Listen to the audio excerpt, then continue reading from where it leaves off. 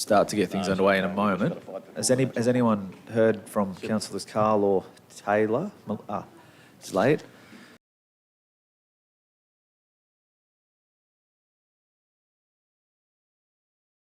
Well, a very good morning and welcome along to the Environment Community Committee meeting for the month of June. So this meeting is open to the public. It will also be live streamed. So I'd like to thank those who are in the room with us today and acknowledge everyone watching via Council's social media channels. I acknowledge Acting CEO, Mr Nick Hauser, Acting General Manager of Environment Community, Kevin Jeffries, Mayor, Deputy Mayor, Councillors, staff and general public.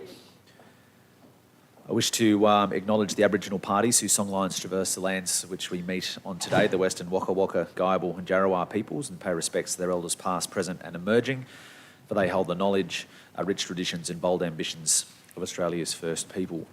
Item 2 is attendance, including apologies, leave of absence, declarations of a conflict of interest. Now, as I said, we're just awaiting obviously Councillors Taylor and Carl, so they will be noted on their arrival. No leave of absence, so we go to the declaration. Councillor Von Hoff. Thanks, Chair. I request that it be minuted that I declared, in relation to item number 5 of today's meeting. I request that it be minuted that I declared a declarable conflict of interest in relation to item number 13, confidential heritage listing of Redwood Park at the Environment and Community Committee meeting of 9th of December 2020, and of Council's decision to allow me to participate in a decision about that matter, including by voting on the matter. As the relevant circumstances have not changed, I will participate in a decision about the matter today, item number 5, including by voting on the matter. Thank you, Councillor Von Hoff. So through the CEO, we note that declaration. Thank you, Councillor Von Hoff. So, councillors, we move to item 3, which is the Community Grant Program Sports Tourism Event Program approval for May 2022. So I think, who's going to present this? Ross. So Ross Begent is with us. So Ross will present this one for us, councillors.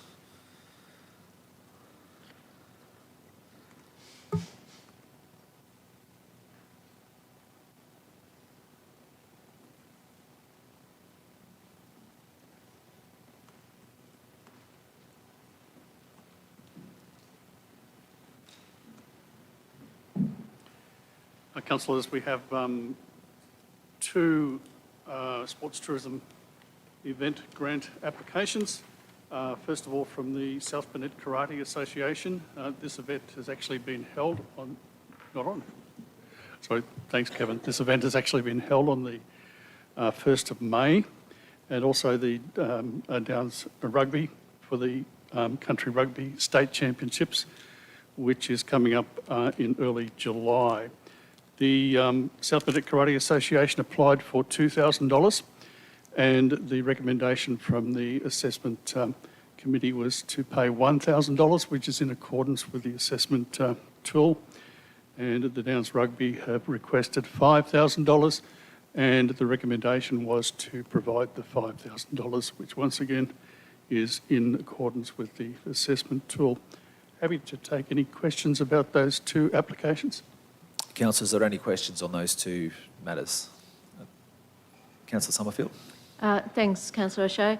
Thanks, Ross. The only question I had around these was the timing of so one's already been held. Are they allowed to apply for yes, them post the event? That is possible. They certainly applied before the event, and it is possible to grant that post the event. Yes, it is. Thanks, Councillor Summerfield. Any further questions on this one? Councillor McDonald. No, there's not, Councillor James. I'm just wondering through you to Ross, in regards to the rugby one, am I right to say that it goes through juniors all the way through to seniors? Absolutely. It's men's and women's, seniors, and a number of categories from yes, from juniors to seniors. Thank you. I'm happy to move the recommendation if there's no other questions. So I've got a mover of the recommendation. I'll just find, is there a, so was that a question? Well, I can second it, but I did want to ask a question, yeah. I can second it, but I was going to ask a question, sorry. Yeah, so, yeah, sure. Question? Go ahead. So Ross, just on the one that's already been held, do we have feedback on how it went? Or any sort of- Yes, let me also say that they applied very early, but they applied for the wrong grant program. They applied for an event support grant program. It was then assessed and they applied again for an event support program by the time it got to me to see whether it was better assessed as a sports tourism event program. And I did have a look at it and it was a very strong event. They attract people from all over Queensland and from the Northern Territory as well. They did achieve around their 200 participants, and this event, I don't know much about martial arts, but this event is recognised as being a fairly major one in the state and is growing every year, so it's a great event to have. I did touch base with the manager of our Highfields Indoor Sports Centre, and they confirmed that they had at least 200 people there, and the event went very well. Thanks, Councillor Harris-Hallam. So you're also happy to second. So, councillors, if there are no further questions, so the recommendation is there, so that council approve 2 applications for funding under the Sports Tourism Event Grant Program, April and May 2022, and associated guidelines as recommended in attachment 1, and that the successful applicants be advised accordingly. So I have a mover and a seconder. Is there anyone wish to go into debate? I'll put it to the vote. Those in favour? So it's carried. Thank you, Ross. And also, just remiss of me earlier as well, apologies, just like to as well acknowledge Councillor Tim McMahon, the portfolio lead in environment and community. So councillors, we go to item 4, which is the authorisation of biosecurity surveillance program 2022-23. Probably a good opportunity as well to acknowledge the chair of our biosecurity advisory committee, Councillor Summerfield, and I'll invite forward Michael and Mark to make this presentation of this report. Good morning, Chair. Good morning, councillors. Councillors, we're seeking authorisation to conduct a biosecurity surveillance programme for 22-23 as required under the Biosecurity Act 2014. Council's officers, the pest management officers, have prepared a biosecurity surveillance programme taking into account the priority pests that we've identified in Council's adopted Toowoomba Region's biosecurity plan for invasive plants and animals. The programme proposed covers the entire Toowoomba region with some priority areas of inspection identified. And the biosecurity programme as proposed will facilitate the entry of Council's pest management officers into private property to check for compliance and undertake surveillance in accordance with our requirements under the Act. Relevant officers are here to answer any questions if required. Thank you, Michael. Any questions, councillors? Councillor McMahon? Thanks, Chair. Thanks, Michael. Great to see this happening again. I just suppose there's a large area that we do every year, and you come back to us. Our graphs go back to 2014, and in 2022, all the area we've covered from 2014 to 22 is probably less than half of Toowoomba region. And it'd be 30 years to get it, or 20 odd years to get the whole region done, and then not to say that a weed hasn't popped up in one of the old areas. So would you say we need extra funding for biosecurity surveillance, or can I just have your thoughts on that? I'll make some comment and then I might hand over to Mark to make additional comment. I think the programme of inspection that we've incorporated over the last number of years has covered the entirety of the region, which gives the officers ability and authority to review and assess security compliance right across the region. Our focused targeted interventions have focused on specific zones where we've sort of intervened specifically and targeted in more specific areas. But I guess in general terms, the programme is considered as working very, very well. Officers are conducting regular inspections and compliance generally is pretty good. I guess if one asks, could you conduct additional inspections if you had additional resources, the answer definitely would be yes. But I think in the context of the pest management programme and the available resources to council, we're probably in a reasonable place to where we're at currently, and I think we're getting good coverage generally of the entire region, but we certainly can and could do more with additional resources. Did you want to make any additional comment, Mark? I'm happy with that, Chair, and I'm happy to move the motion. Thanks. I'll hold, we've got a mover of the motion, I'll hold that. I'll go to Councillor Summerfield. Question? Thank you, Chair. Look, just to say that this is a normal regulatory process that we're doing here today, and that, as per the report, council officers have never had to exercise their powers in accessing a property. It's always been handled very well, and I just think that that's a good outcome for council. And that was a really good question, Councillor Tim. I don't think anyone would ever say no to more money. And I'm certainly glad that our council, over the various terms I've been here, we have increased our funding into biosecurity, because pest and weed management is so important in our region, and we have been able to work hard to get on top of a lot of those issues. So we continue to head in the right direction in this area. So I'm very pleased with that. Thank you. Thanks, Councillor Summerfield. Councillor O'Hara-Sullivan. Oh, thanks, Mr Chair. Michael, this is sort of same, but different. I just wanted to ask Mark Reedy, mostly because I want him to stand up in his Indigenous uniform, which we launched last week, which looks so terrific. That looks really, really good. Just in terms of the biosecurity, doing things like going out to Farm Fest, can you sort of walk me through, like, do you feel that that's an effective thing in terms of getting the message out there and really reaching the people that we need to reach? Thank you for your question, Councillor, and it is a question that our staff have talked about on occasion. Do we think we get value out of these? And in terms of gross numbers of people who visit the stand, we probably could do more. It would be better if we got more people coming through, so we perhaps don't get quite the level of exposure from that we would like. It is, however, an important one to show that we are there. While people may not stop and talk to our staff, a large number of people walk past and they actually can see the displays. They may not stop and seek information, but they may well ring us up later. We do believe that there is value in it, and that it's a way of advertising that we're there that we don't otherwise get. Thank you, Councillor O'Hara-Sullivan, and yes, great to highlight, of course, Mark in the uniform as well. So a worthwhile process. Any other questions with this one, councillors? I do have a mover in Councillor McMahon. Do I have a seconder for the motion, Councillor Summerfield? I'll put that to the vote. All those in favour? It's carried. Thank you, Mark. So takes us, councillors, to item 5 today.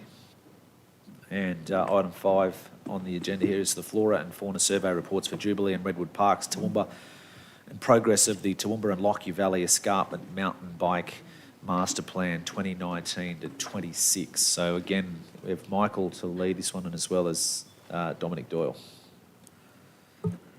Thank you again, Chair, Councillors. Councillors, in December 2019, Council endorsed the Toowoomba and Lockyer Valley Escarpment Mountain Bike Master Plan, and that master plan envisaged the development of a nationally significant mountain biking trail network of up to 100 kilometres, traversing and linking Jubilee Park, Redwood Park, and a new mountain bike hub proposed in Whitcott within the Lockyer Valley region. To understand the environmental impacts associated with that proposed master plan, Council have conducted comprehensive flora, fauna studies and preliminary cultural heritage assessments at both Redwood Park and Jubilee Park. The detail of those assessments are available in the attachments 1 to 4 in the Council report, but based on our review discussions with Council in March 2022 and Officer's assessment of the detailed outcomes of those various reports, we have provided a series of recommendations 1 to 5 for Councillors' consideration, and we're now seeking direction in relation to the progression of the project in order to achieve Council's objective of establishing a nationally significant mountain bike network comprising a diverse network of trails of up to 100 kilometres. So over to Councillors for consideration and discussion as necessary. Thank you, Michael. Questions, Councillor McMahon? Thanks, Chair. I do have a few questions regarding this, but can I first say that, well done. This is Council's processes in action. We've gone through it, we've done detailed community consultation design, and we've ended up here. And everyone said from the start, let's follow the appropriate course of action. Let's not go into the media and say things before. Let's do the course of action, and it's ended up in a very good place. So question, Michael, I just wanted to first pick up on number 5 of the consideration before us, the recommendation rather. Give consideration in the formulation of future operational budgets for the ongoing maintenance of the mountain bike areas in accordance with the master plan. Now, obviously, that's operational budgets that, you know, this table doesn't necessarily have control over because it's operational. But I was wondering if you could highlight what that may mean, if anything could be locked in. And my way of thinking is the mountain bike community do all of their maintenance on their own accord. They have working bees on Saturdays and they're out there with chainsaws and whippersnippers and all the rest of it. Could this Part 5 mean that they, in fact, have a council staff maintaining the Jubilee Trails network? I believe the only sporting club that maintains their own large facility that we have here. So could you just talk through number 5? Is give consideration strong enough? Thank you, Councillor McMahon, for the question. Yes, you'll recall our discussion meetings with the Mountain Bike Club. I can't remember the exact date, Councillor, but it was probably in March or April, where the representatives of the Mountain Bike Club came and discussed with us the difficulties they're currently facing. They've expanded the network of trails from about 6 kilometres a number of years ago to approximately 32 kilometres of developed trail currently. And how we have traditionally managed that their interventions has been through a memorandum of understanding agreement, whereby the onus of the maintenance of those trails is wholly focused on the Mountain Bike Club and their volunteer committees. The discussions at that meeting were suggesting that they had really come to the end of their ability to service those trails to a standard that would maintain them in a reasonable condition, and the request was for Council to consider the potential inclusion of operational budgets to support maintenance interventions, similar to, as you've described, that we do for other sporting clubs. I think it was a reasonable consideration, and we have included for adoption into the operational budget, which I believe has now been adopted, $60,000, which will be allocated specifically to facilitate the relevant interventions for the maintenance of those mountain bike trails. The intent at this stage is that those works will be conducted primarily through external contractor. We currently engage a number of local companies specialising in trail maintenance, and in the short term, I guess we would continue to look at those kind of maintenance interventions through contract operations, if and when Council expand the network beyond what it currently is, and obviously that's the intent, subject to Council direction. Longer term, there may be opportunity for us to do a mix of Council staff and external operations over a period of time. It's external at this stage? Yeah, but certainly we have included an operational budget component to assist the Mountain Biking Club moving forward. No, thanks for that. I think the give consideration terminology is strong enough if it's already an operational budget that's been signed off. Look, just one more question. I actually appreciate step 2, which says that we don't support the provision of additional mountain bike trails in Redwood Park, which were previously in there. And can I just say that this is because of, as it says in the motion, the significant environmental and cultural values identified. This is not because not in my backyard or not because I don't want it, it's because of the environmental and cultural heritage values. With that in mind, Part 3 speaks to our commitment to a nationally significant 100-kilometre mountain bike trail, and I very much support that, and that we progress to the detailed design phase in number 4 of the mountain bikes in Jubilee. So I'm wondering if you could talk through to me. We've now said, here's the master plan, yes to the Jubilee, no to the Redwood. We're continuing on 100 Ks and we're going to progress to the detailed design. Just wondering if you had any timelines for that when we talk about 100 Ks and progression to detailed design. Certainly, the intent, subject to Council resolution and this direction today, will be, if the recommendations that are set out are adopted, our intent will be to immediately commence the detailed design review investigations for the Jubilee Park component of the overall master plan. As you're aware, in the absence of an ability to progress through Redwood, we'll be seeking to investigate alternative routes to achieve a similar outcome. We have acquired some additional lands in recent times in the escarpment. At this stage, we haven't conducted any detailed review investigations. For the alternate route. Into alternate routes, but we'll certainly progress those review investigations probably, Dom, in the next 12 months, and we'll be coming back to council to consider the council's appetite for interventions in that location. So I guess in terms of our programme, we will now progress in the next 12 months to detailed design, taking into account all the environmental considerations and restraints that are still relevant to Jubilee. We'll further investigate alternate routes to create still the same alternative linkages to Whitcott, and hopefully within a timeline of hopefully 3 to 4 years, we intend to achieve the outcomes as directed by council. Yeah, thanks for that, Chair. And if I could just say in closing, this to me is a win-win. We have those who said we want 100k mountain bike trails nationally significant. We're saying okay. They said we're sick of doing the whippersnipping on a Saturday morning in Jubilee. We said okay. And then on the other side, we've got those who said the environmental and cultural significance of Redwood is not to be overlooked. Let's reconsider that. And we've said okay. And I'm very happy after a lot of years of working through this, probably since day one in my time in council, that we arrived to where we are. But Chair, I'll stop hogging the mic and let others talk. I appreciate that there will be some vast discussion about this, but at the appropriate time, Chair, I'd like to move the officer's recommendation, please. Thank you. Thanks, Councillor McMahon. Yes, I've got a mover of that. I'll hold that whilst I have a number of other questions here. Councillor O'Hara-Sullivan.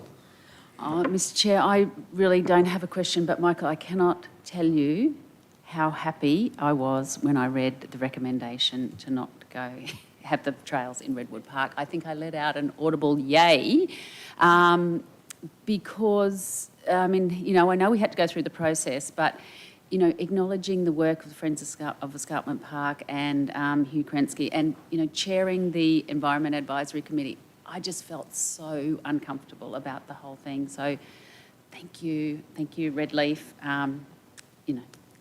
It's fantastic. Thank you. I'll take that as a That's it, comment. yeah. Thank you, And Councillor. I'd second the motion too. Thank you. Okay, so Chair. I've got a mover in a second, but I'll hold that. We've got a few other questions or comments. I've got Councillor Von Hoff. Thanks, Chair. It's just one in regard to part 2 of the recommendation and the word additional. I wonder if we even need it in there. Because if it was taken out, it would just read, not support the provision of mountain bike trails in Redwood Park.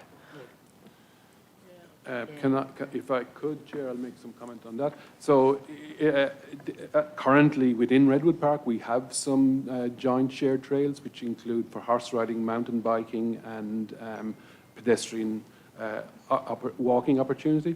Those trails are highly utilised by a range of recreational users, and I think the impacts, if any, associated with those current provision are probably haven't been picked up as highlighted as being of significant ongoing concern. I think the interventions that Redleaf had highlighted that could potentially cause future concerns would be disturbance to the black-breasted Brutton Quail or the black cockatoo or different, particularly the bird life was a high focus of the commentary. So I guess it would be probably difficult to remove trails from Redwood at this stage and to prohibit in its entirety any use for recreational cycling.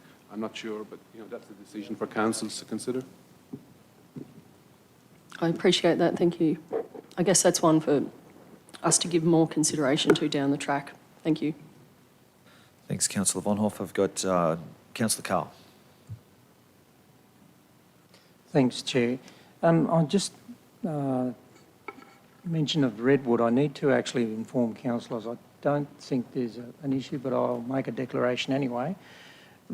Just recently, my nephew started employment with Redwood, has had nothing to do with this project, not even remotely connected to it, but I thought I should inform councillors that, not Redwood, Red Leaf, the company, sorry.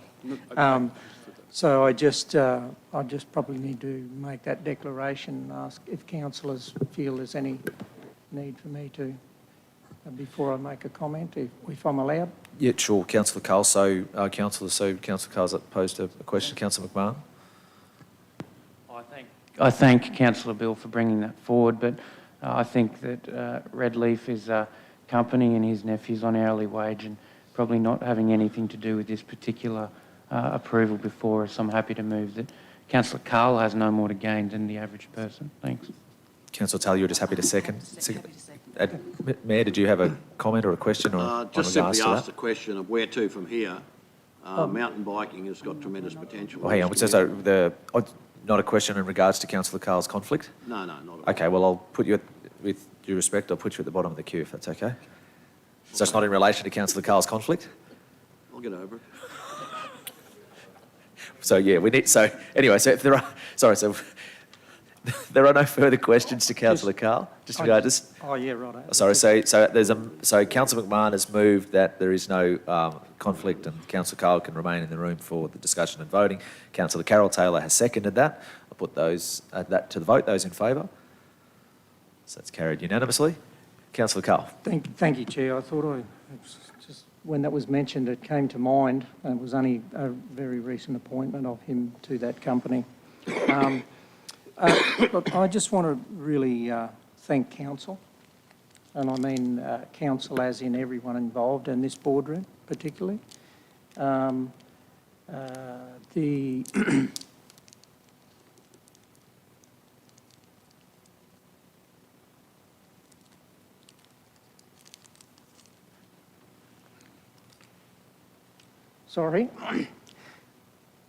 The respect that council has shown to cultural heritage, significance and environment there is an example.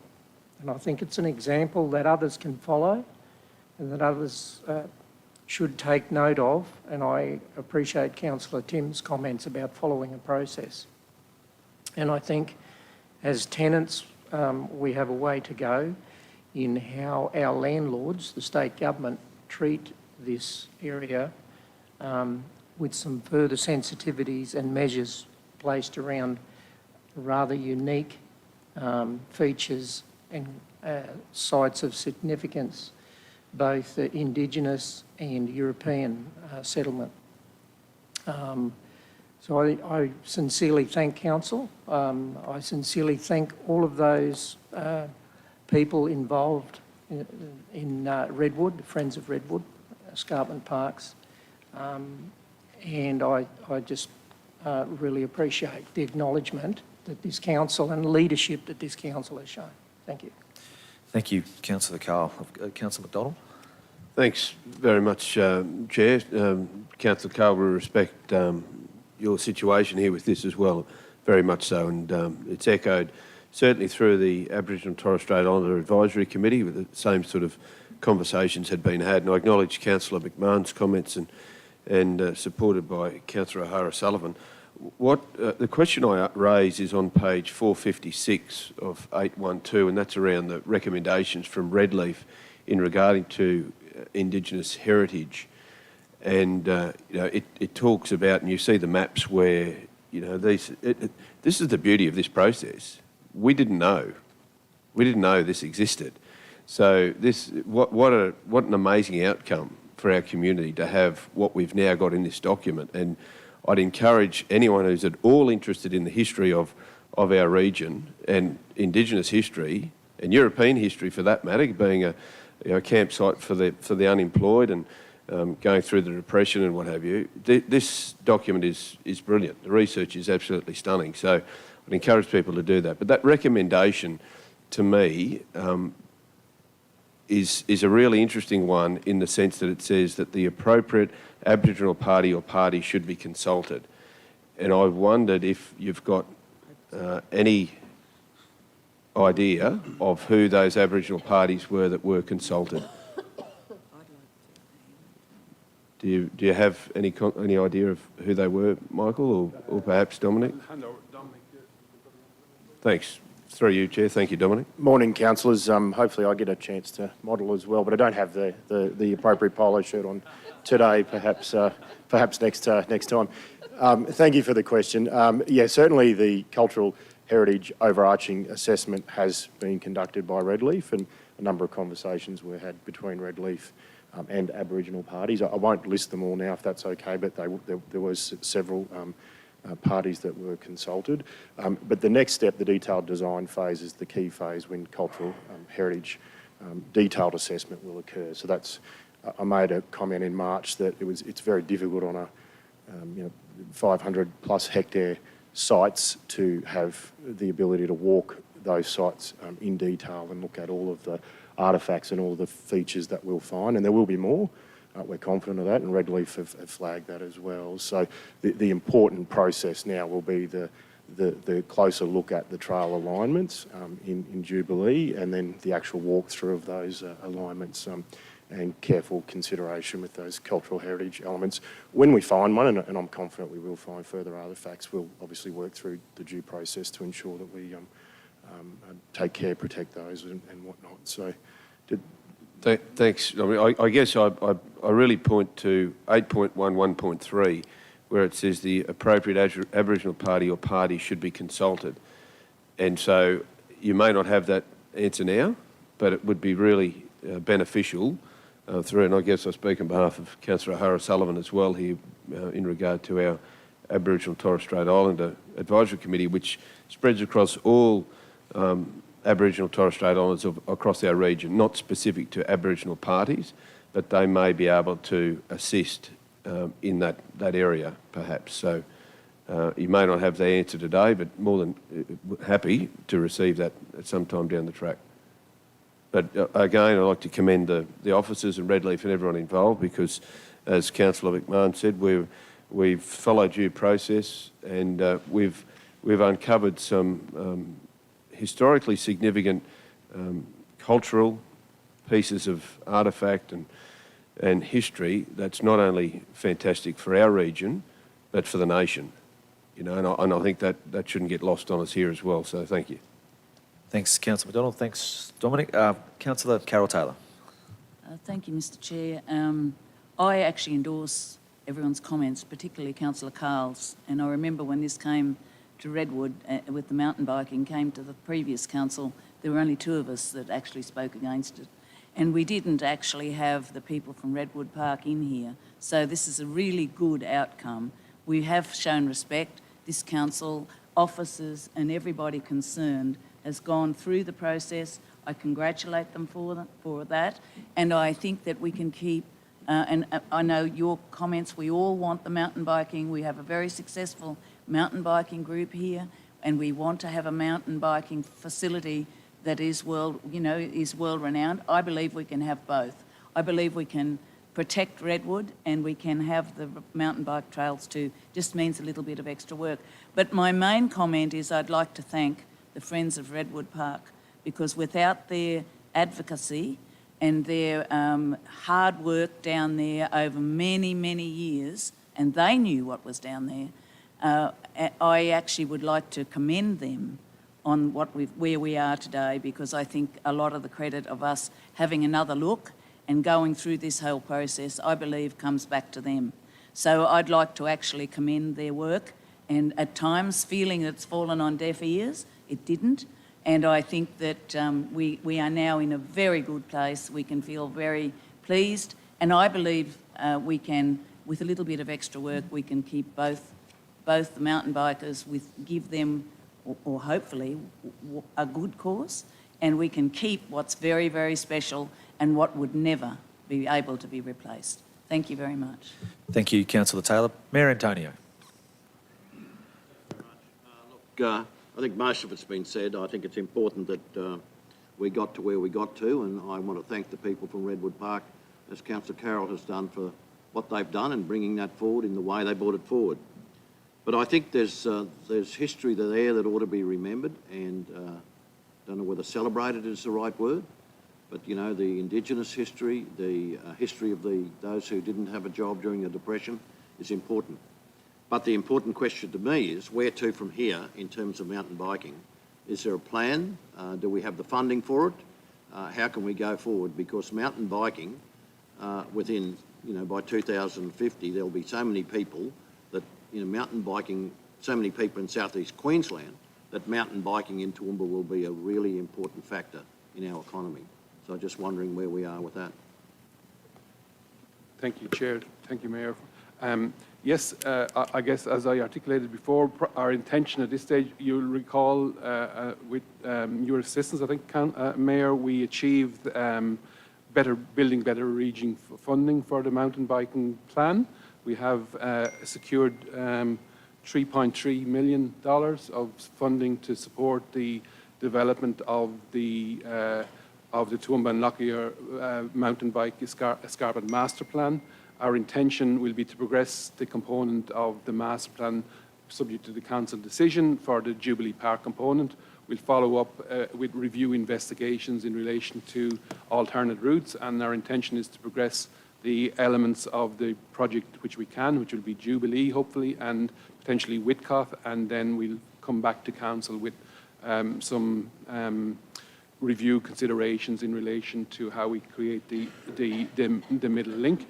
We have now established a project team for the delivery of the project. So we have a project board, a project team. So this is now a project that's in as part of our Capital Works programme, and we're fully committed to progressing that this financial year, next financial year. And our intention is to deliver the entirety of the project subject to council review consideration at the appropriate times within the next 4 years.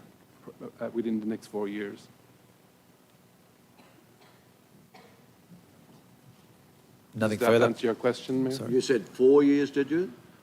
Yes, I think from we hope to commence detailed design in 22-23 and then complete the programme by 26.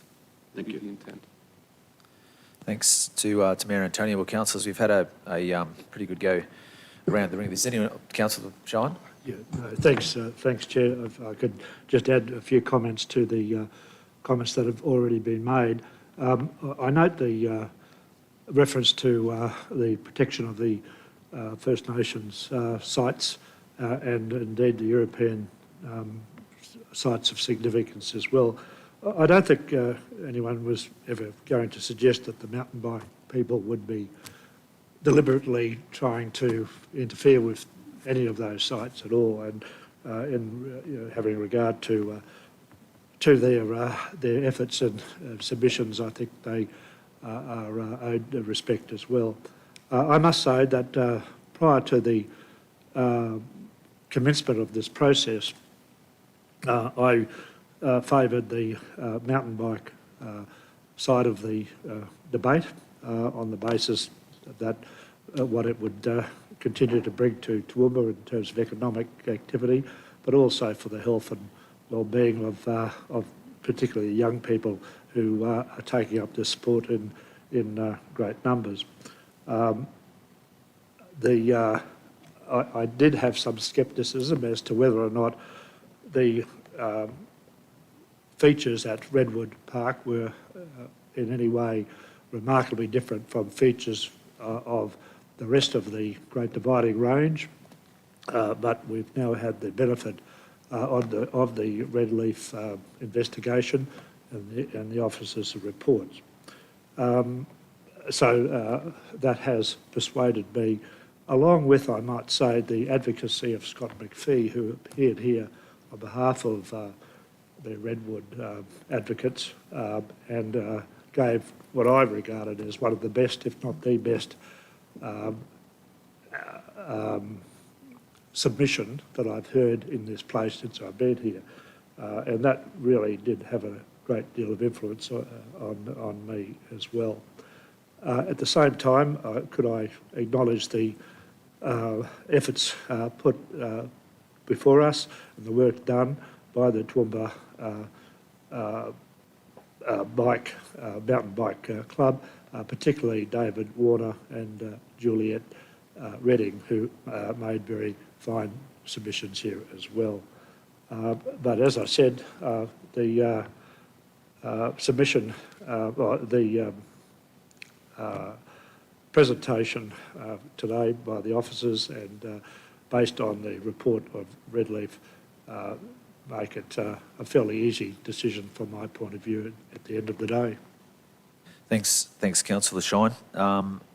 Just, Councillor, as I said, we have been around the room quite a bit with this one and understand, obviously, it's one of those ones that everyone's had taken on board and had a lot to say with it, and I've been happy to allow comments and things along the line. I will grant the opportunity to either Councillors Taylor or Summerfield, if you wished to say anything in regards to the situation.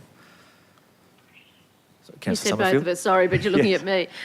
Look, I am very relieved that Redwood's been taken out of this. I think it's Council has worked towards this journey. It's certainly been a bumpy one, but I think we're heading into smoother waters now, and I'm very pleased with the outcome, and thank the staff for the work that they've done, and for listening to councillors' concerns and ensuring that we're heading in the right direction. And of course, we all support the mountain biking.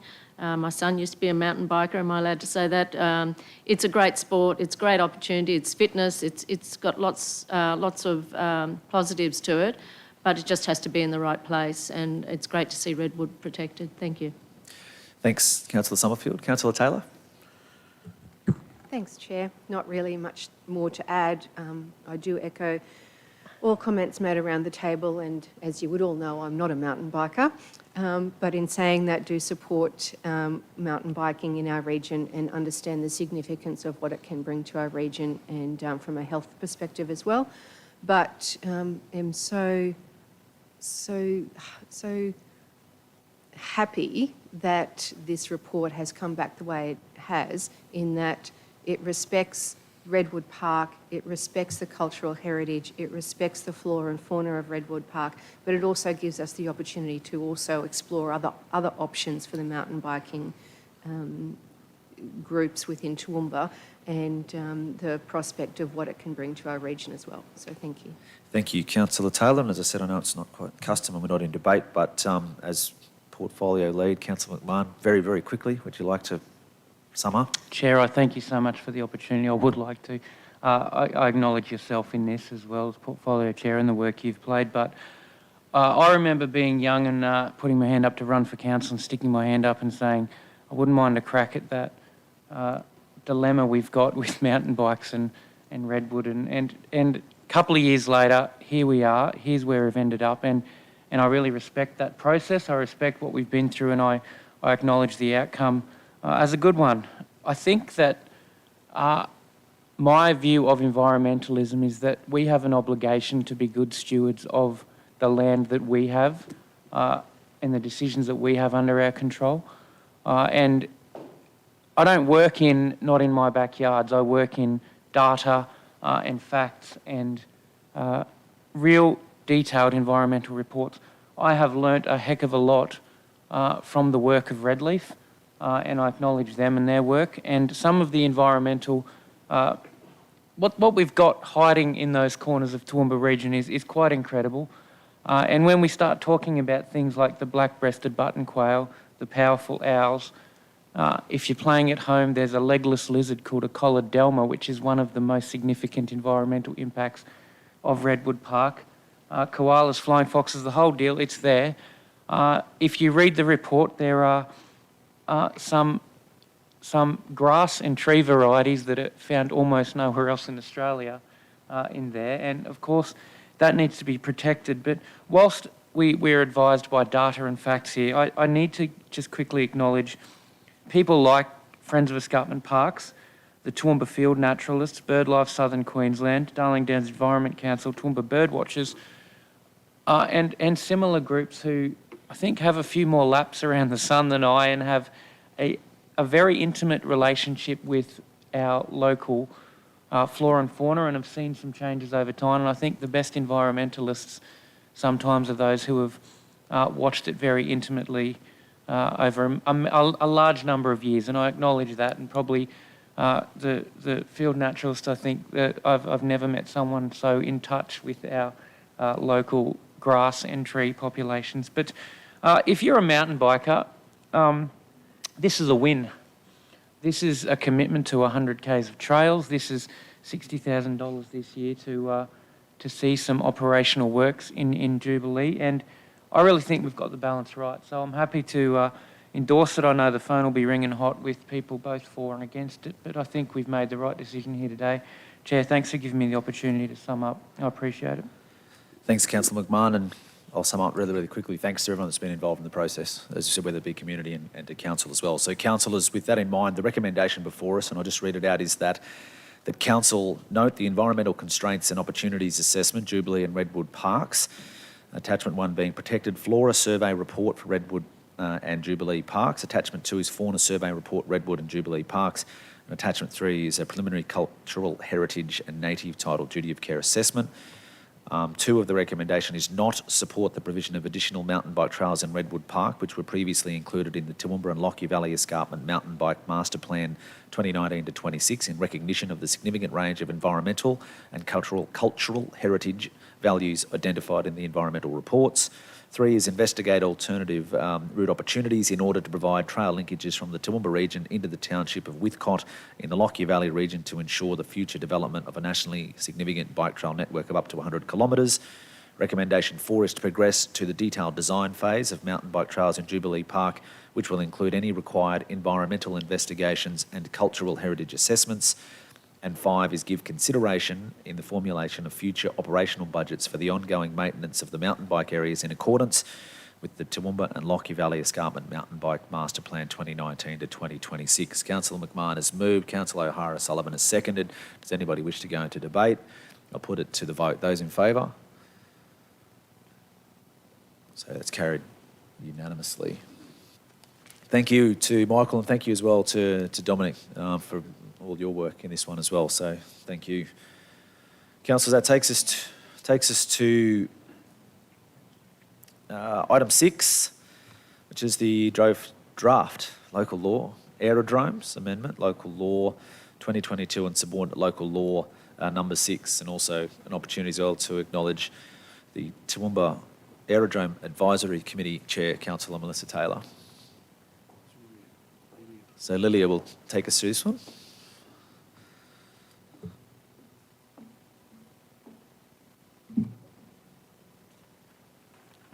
So councillors, what we put before you is an amendment to the current local law number 6 aerodromes. Not wearing high enough heels.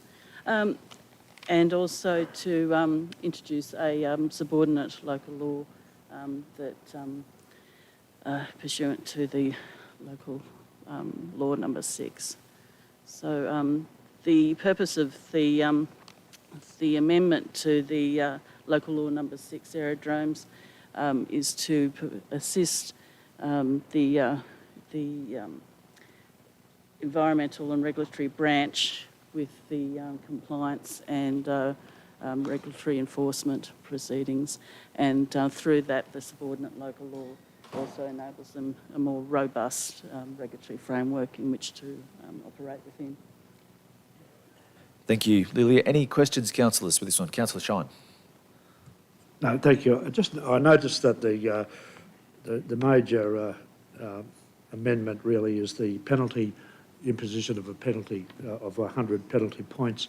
Was there any, do you know what the consideration was at arriving at that figure of 100?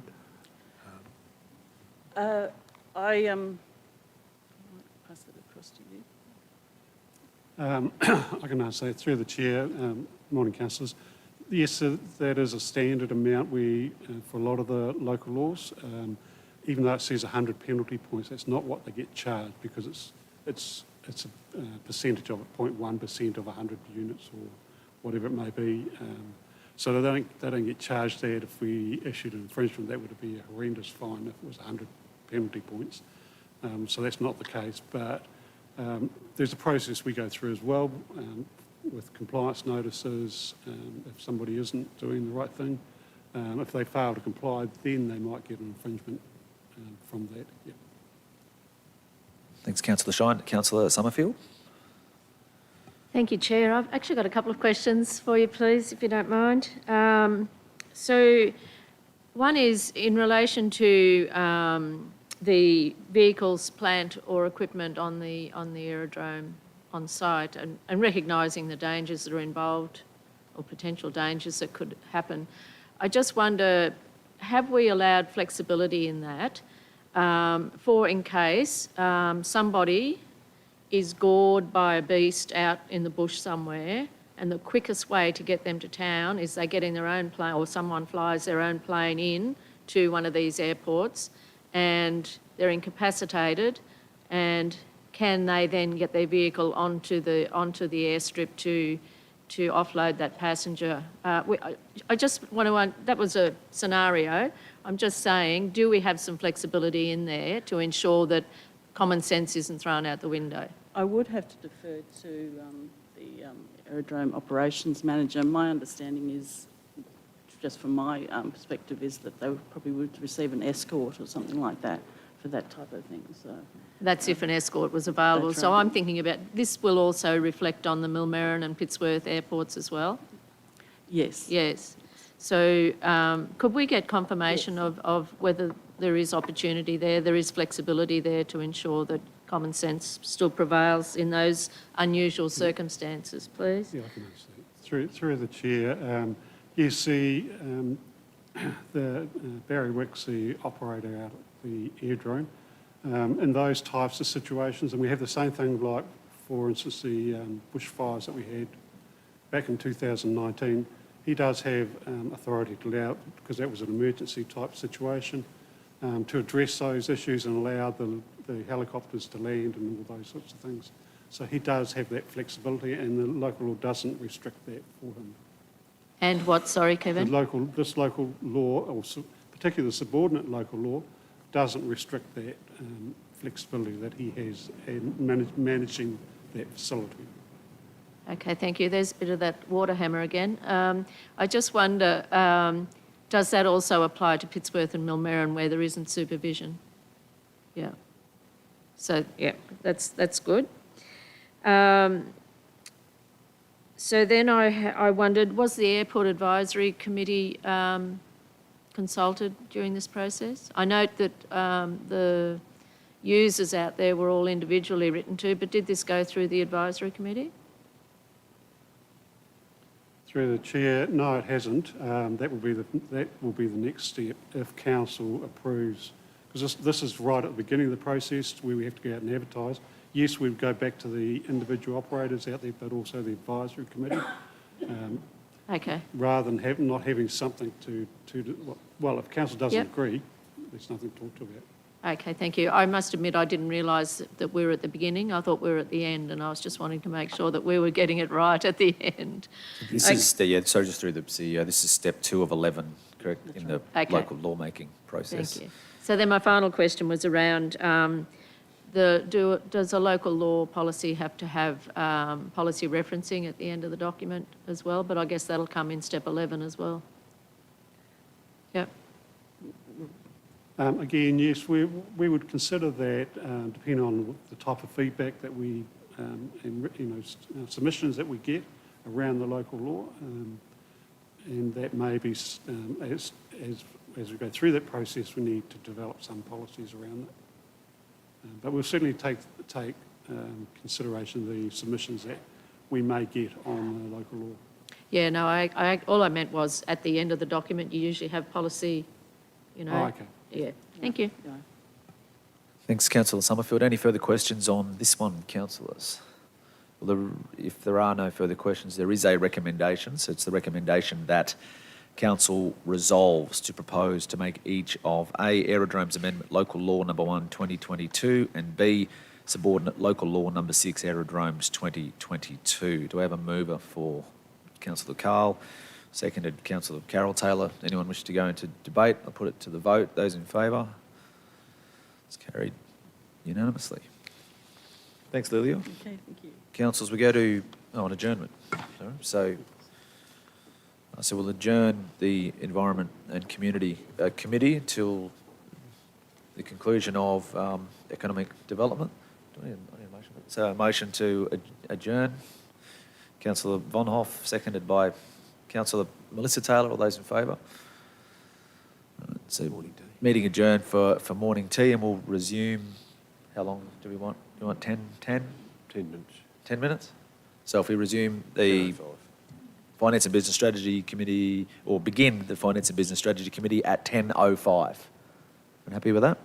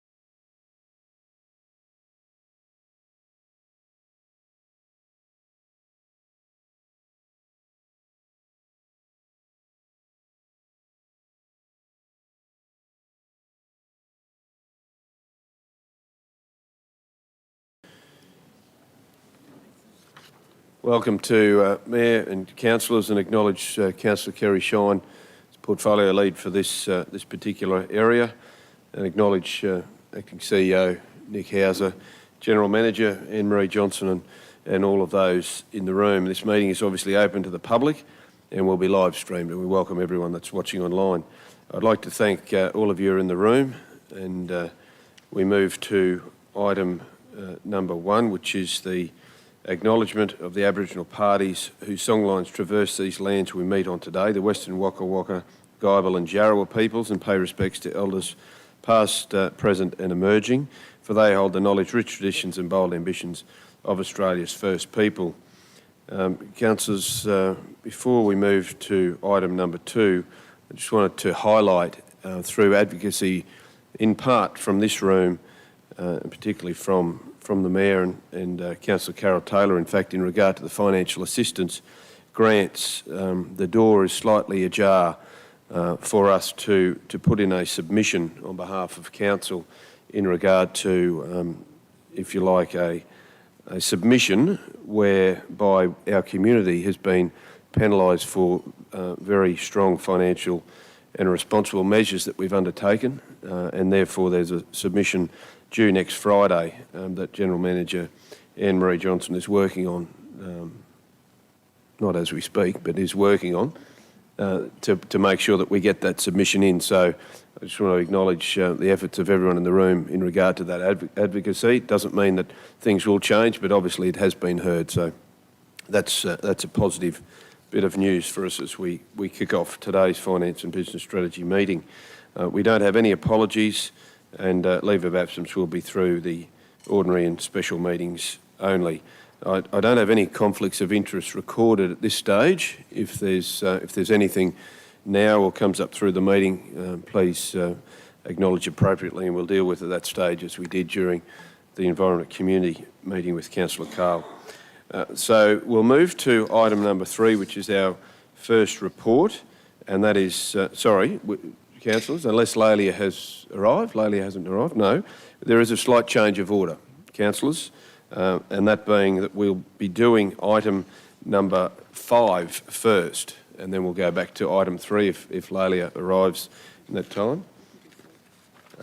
Shane's ready to go for item 5. So item number 5, councillors, is the sale of land for overdue rates and charges, which is a similar situation to each year, bar the year from COVID when we put a freeze on that element. So General Manager Anne-Marie, would you like me to just go straight over to Shane? So in doing so, Shane, publicly thank you for your efforts through the budget process as well. Once again, you and Drew, through rates and revenue, so thank you very much. And hand over to you for item 5. Okay, thanks very much, Councillor Jeff.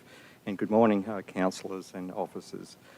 This report presents Council with the sale of land for overdue rates or charges to be undertaken during 2022.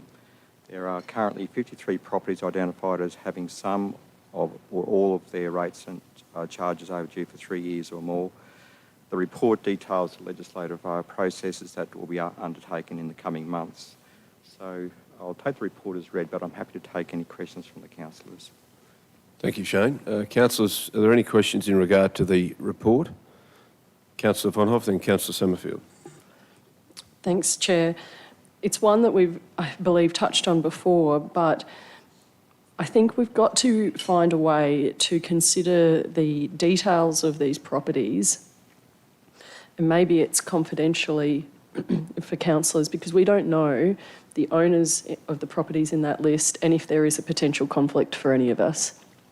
And I understand that previously there's been commentary about how do we protect the identity of those people, and I respect that, but I think that perhaps there's a way that we can have confidential information just for councillors' protection so that we're not conflicted unknowingly. It's a comment more than anything, Chair, for future reports on this.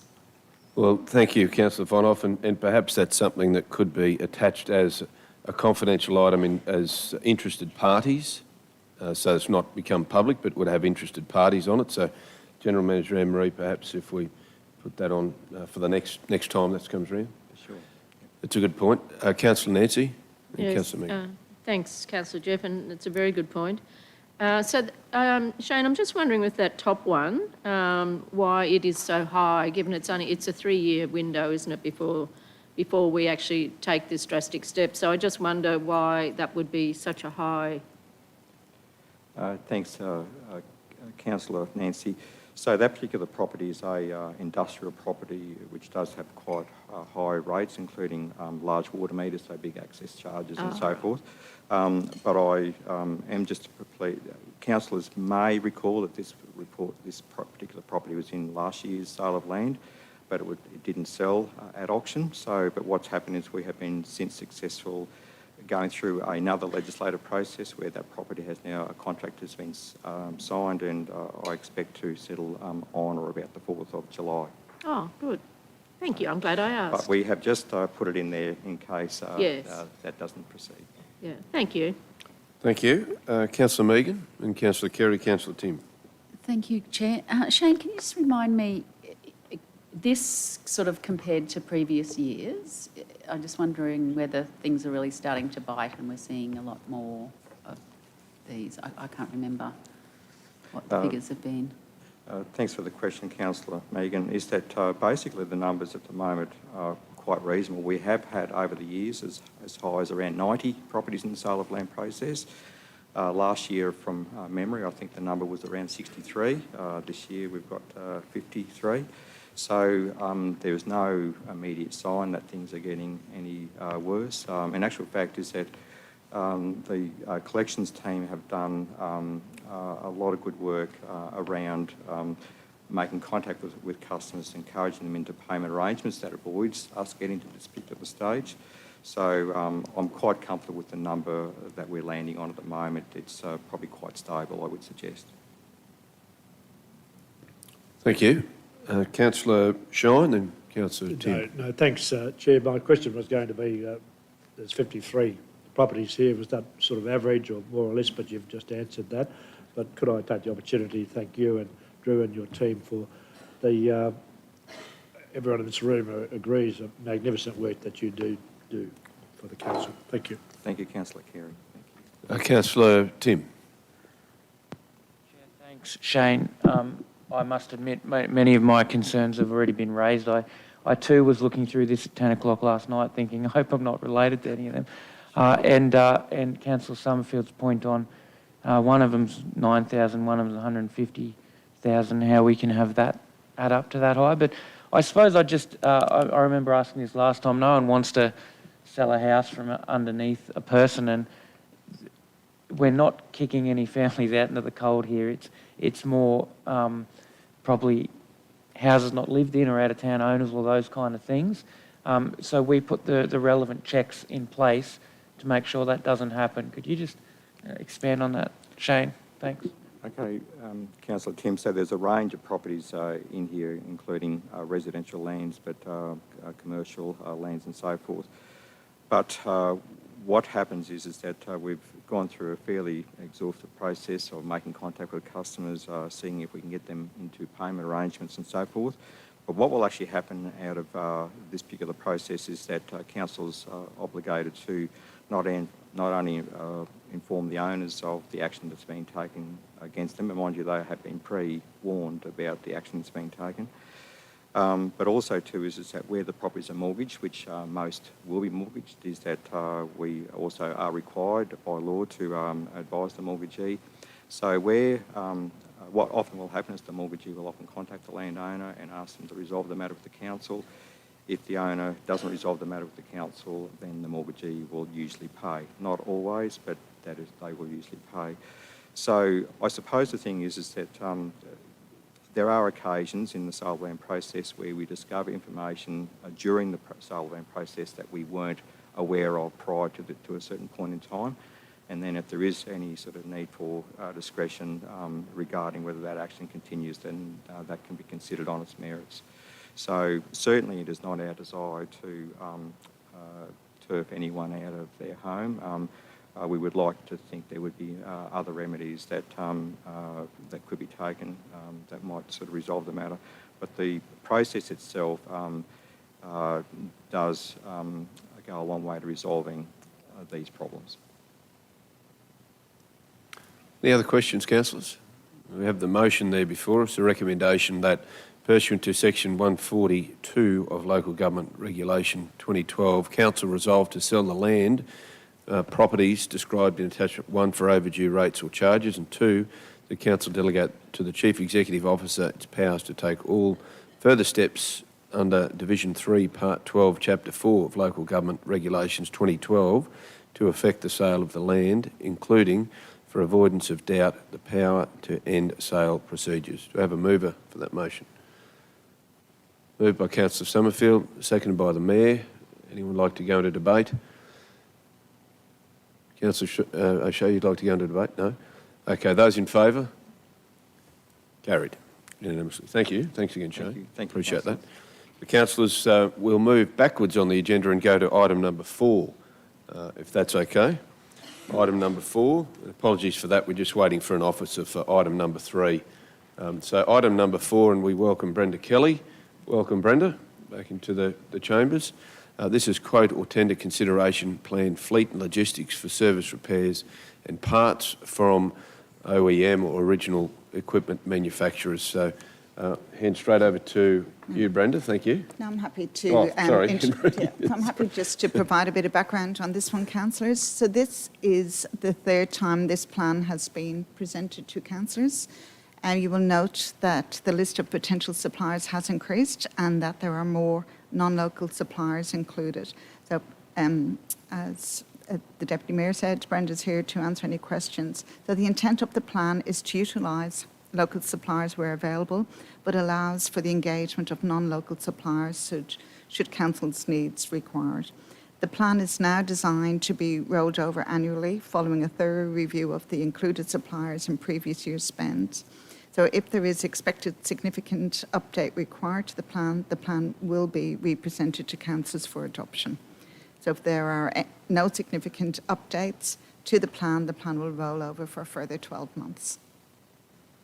Thank you, Anne-Marie. Brenda, would you like to add anything further? Or? No, not really. This is really just a standard, helps to streamline our administrative sections and hopefully get assets back on the road working again a little quicker than without this actual plan. So I'll just open to the floor for any questions. Thanks very much, Brenda. Any questions, councillors, in regard to this item? There's no questions. We have a... Sorry, Councillor Carroll, you had a question? Well, not really a question. Well, I suppose it is, Mr Chair, sorry. Our council has committed to buying locally where we can, but as we realise, we can't get everything, and if we can't get parts, then we haven't got our assets back on the road, as Brenda mentioned. So every effort would be undertaken to deal locally, but in cases where we can't, then this allows fleet and logistics to go and source where they need to go to get the asset back on the road. So I just suppose I wanted to say that, reassure the community that we have this commitment to dealing locally. In some cases, we just can't get what we need here, and in those cases, this allows that to happen. That's correct? Absolutely correct. Thank you very much. Thanks, Mr Chair. Yeah, and it's only specialist equipment that we don't get locally, yeah. Thanks, Councillor Carroll. Thank you, Brenda. Councillor Shine, you have a question? Yeah, no, thanks, Chair. Just following on, obviously, we're trying to facilitate the buying of products locally. And I noticed the list there lists the businesses that are situated in town or in the region. Do we sort of investigate who owns those businesses and where they live, the owners of the businesses as opposed to the physical outlet? Actually, we're guided by financial services on what is deemed local, and I believe the definition of that falls under the procurement policy or procurement procedure. So we use the definition as per that policy.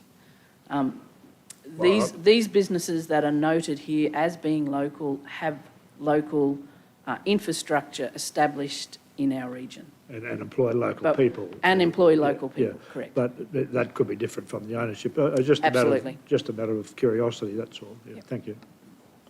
Thanks, Councillor Shine. Councillor Rebecca, then Councillor Bill. Thanks, Chair.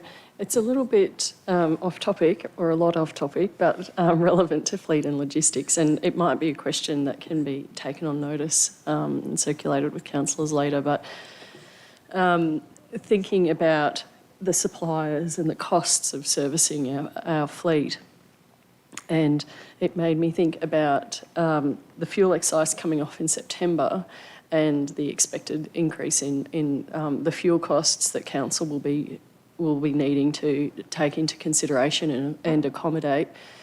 And if we've got any idea of the quantum of that at the moment, because I imagine that and would presume that that's going to be quite significant. This is the return of the excise? Yep. Yeah, so with diesel, so our current budget for diesel is a little over for all fuel, is a little over 4 million. We normally, in a normal year, we get back, I think it was around 600,000-700,000 in the excise returns. I'm not even sure what that language is because finance do all that work for us. Yeah, so I don't think there will be some minor impact. Will it be substantial? I think the substantial impact on our fuel prices will come from the actual what we're paying at the Bowser more so than what we get in return from the federal government, to be honest. At this stage, there is no light. We don't know where fuel costs are actually headed at this stage. Yeah, possibly. Yeah. Okay, Councillor Carl. Mr Chair, I was just happy to move if there was no other questions. Oh, Councillor Carroll has indicated that she's happy to move it, so if you're happy to second it, that's fine. Are there any other questions, councillors, before I read the motion? Okay, the motion before you is that council adopt the quote or tender consideration plan, fleet and logistics for service, repairs and parts from original equipment manufacturers attachment 2. And number 2, that council note the plan will be internally reviewed on an annual basis and only be represented to council where there are proposed changes as a result of the review or otherwise. So councillors, moved by Councillor Carol Taylor, seconded by Councillor Bill Carl. Anyone need to go into debate? If not, those in favour? Motion's carried unanimously. Thank you. Thanks, Brenda. Appreciate that. So, councillors, we move in the same process, anti-clockwise, if you like, or reverse order, and we go back to item number 3, which is the review of 1.01 strategic policy and 2.01 policy framework. And acknowledge Lelia, and if you'd like to come forward, Lelia, to present as the Acting Manager of Governance and Legal Services, Lelia Fallon, to come forward and make some comments on the report, and then perhaps we'll go to questions if there are any. Thank you, Lelia.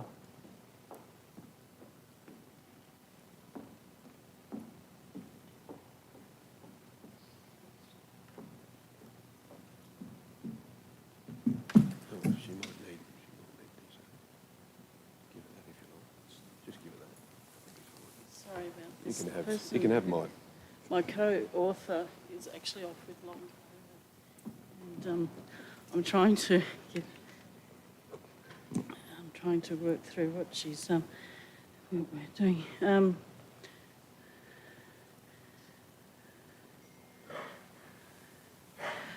So as you can see for you, this is a to provide you with the revised draft strategy policy and draft policy framework for consideration and adoption. So a review has been done in regard to the documents, the framework in which the policies the council operates under has been reviewed, and with enhancements made, as you can see. For example, we're taking into account changes that have occurred over the period of time, and including human rights, taking that for example. And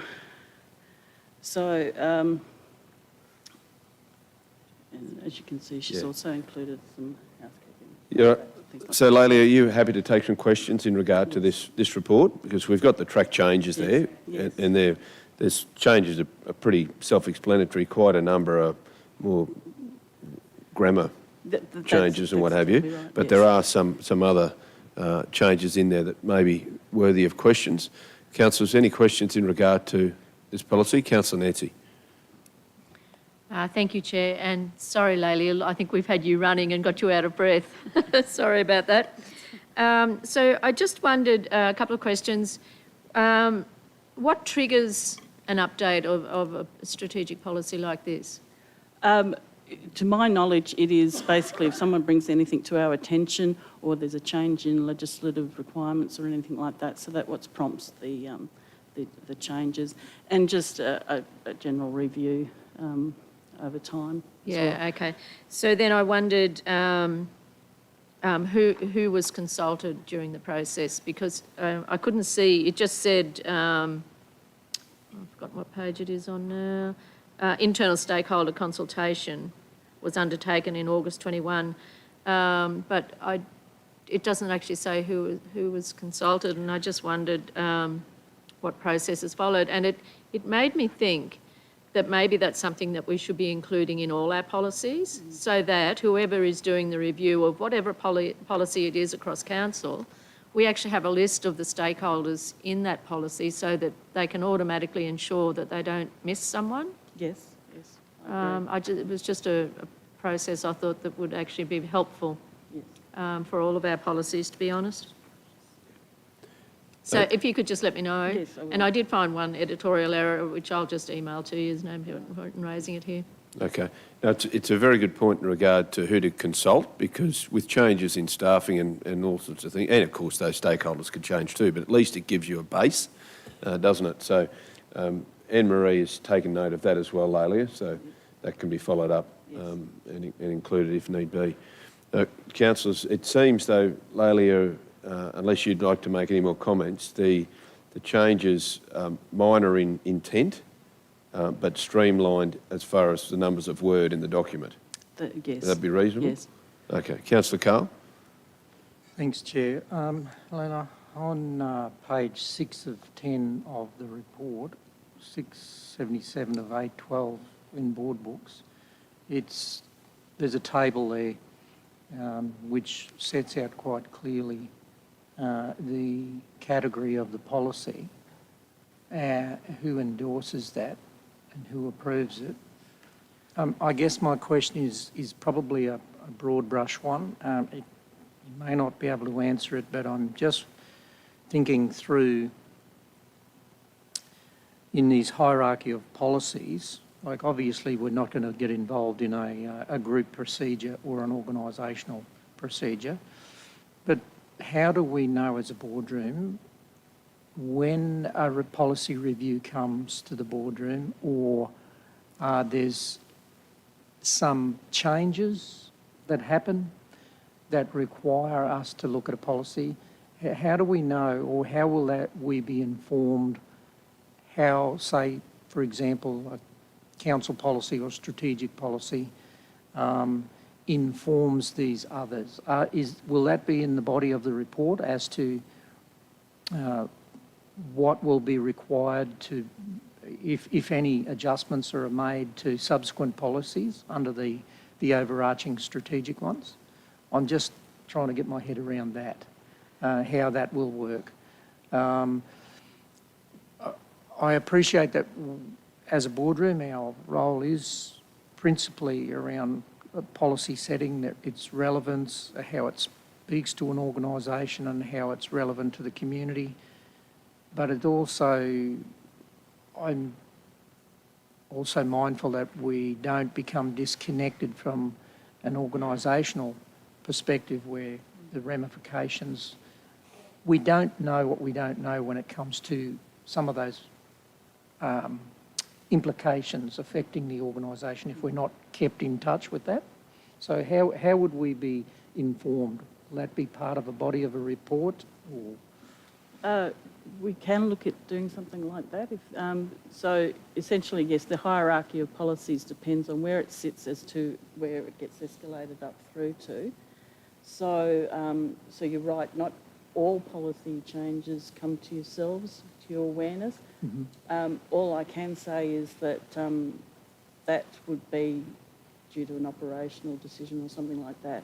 So it would flow on from, and policies that do come up to yourselves would flow on through to the operational side of things as well. But, so you're looking for more detail as to... Yeah, I guess probably not as a result of today about the coordination and structure of our policy framework, but it's more for the future. I guess I would be comfortable as one of the people who sit around this room if we were certain of the degree of consultation that happened throughout the organisation to ensure that we're informed and that the decisions we make are relevant to the organisation and don't impact negatively on an organisation or they're unattainable. In other words, there's got to be a bridge. I would feel comfortable if there was evident consultation on what the steps, how things were gone through, particularly as we're rehashing this, because that table is, I might add, is really good and clear. But there needs to be clear and definite linkages if we're being asked to make a policy review, or in fact, the climate changes for local government, as we know, continually, and we need to address new policies for different parts of our community and organisation. So, yeah, I guess.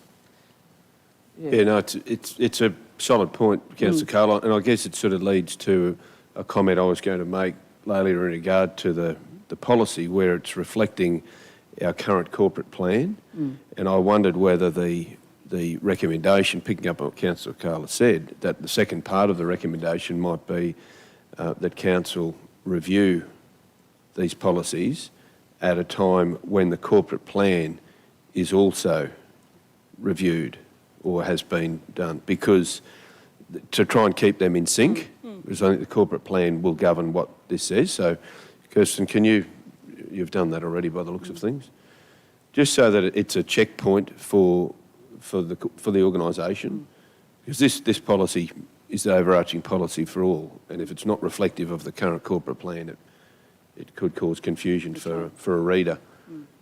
So, councillors, I'm not sure if anyone's got any view on that. Laylee, is that a reasonable suggestion? Councillors, are there any other questions in regard to this item? Laylee, I appreciate you coming over when you have short notice. So the committee recommendation, councillors, before us is that Council 1 adopt the revised 1.01 strategic policy and 2.01 policy framework attachments 2 and 4, and 2, review these policies at a time when the corporate plan is reviewed. I think that's reasonable. Is there anyone like to move that motion? Moved by Councillor Shine, seconded by Councillor O'Hara-Sullivan. Those in favour? Motion's carried unanimously. Thank you, Laylee. I appreciate that. Councillors, that concludes the Finance and Business Strategy Committee for this month of June. Thank you. Thank you. I'll hand over to the Mayor for Economic Development.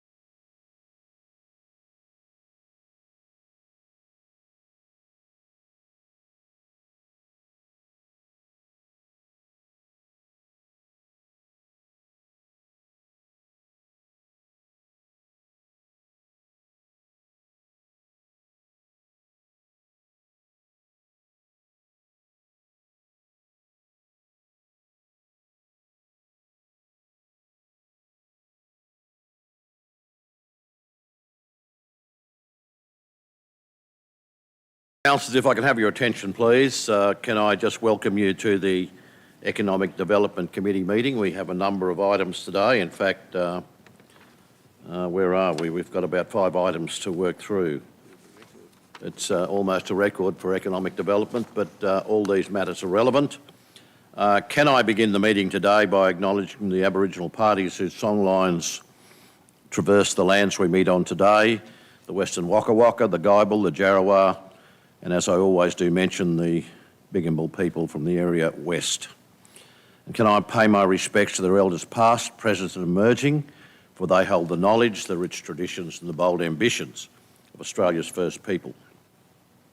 Obviously, no apologies today. Leave of absence has not been granted for this meeting, so everybody is present. So without any further, we'll move to item 3, and I'll hand over now to General Manager Stuart Summers. Good morning, councillors and Mr Chair, Mr Mayor. Normally Gary would be here to present this. Unfortunately, he is ill. It is really just a straightforward update on where things are at in terms of a report from Mark Mason. We did try and see if Mark was available for this morning, but unfortunately he is not available. So it's very straightforward. If there are any questions, I'll take them on notice. Anybody wishing to ask any questions in respect to that may be able to be answered now or go on notice? Councillor Tim. Chair, thanks. I was going to ask Mark, but perhaps on notice, I was interested in his conversations with several sports not currently being offered in the sports schedule, but with aspirations including esports. I was interested to know all about that and where he's heading with that. So, what was it called? Esports. I think that's fascinating and I'd love to know. Maybe, Councillor Tim, we take that one on notice because I've asked the acting CEO for assistance and he can't help. I think Kerry Shine and I might. Tony, would you like to make a comment? Contest. Just a moment. Tony Bowman will make a comment. Good morning, councillors. I don't know the exact details of the conversation, but just to give you a rundown on what esports is, it is massive. It's filling stadiums worldwide and is literally online gaming. So it's teams competing against each other in stadiums. There's actually an Australia Esports Festival coming up later in the year. I'm not sure on the dates or the details, but they literally go online and game against each other, and it's teams, countries versus each other playing various online gaming sports. I guess within the Olympics, there is scope within the host countries to admit a couple of extra sports each Olympics. So skateboarding was on the previous Olympics, so I guess we're trying to get that one back on there again, along with some of our current favourable sports in the country, such as rugby league and, I guess esports as well. Netball, sorry. Yeah. Any other questions on that?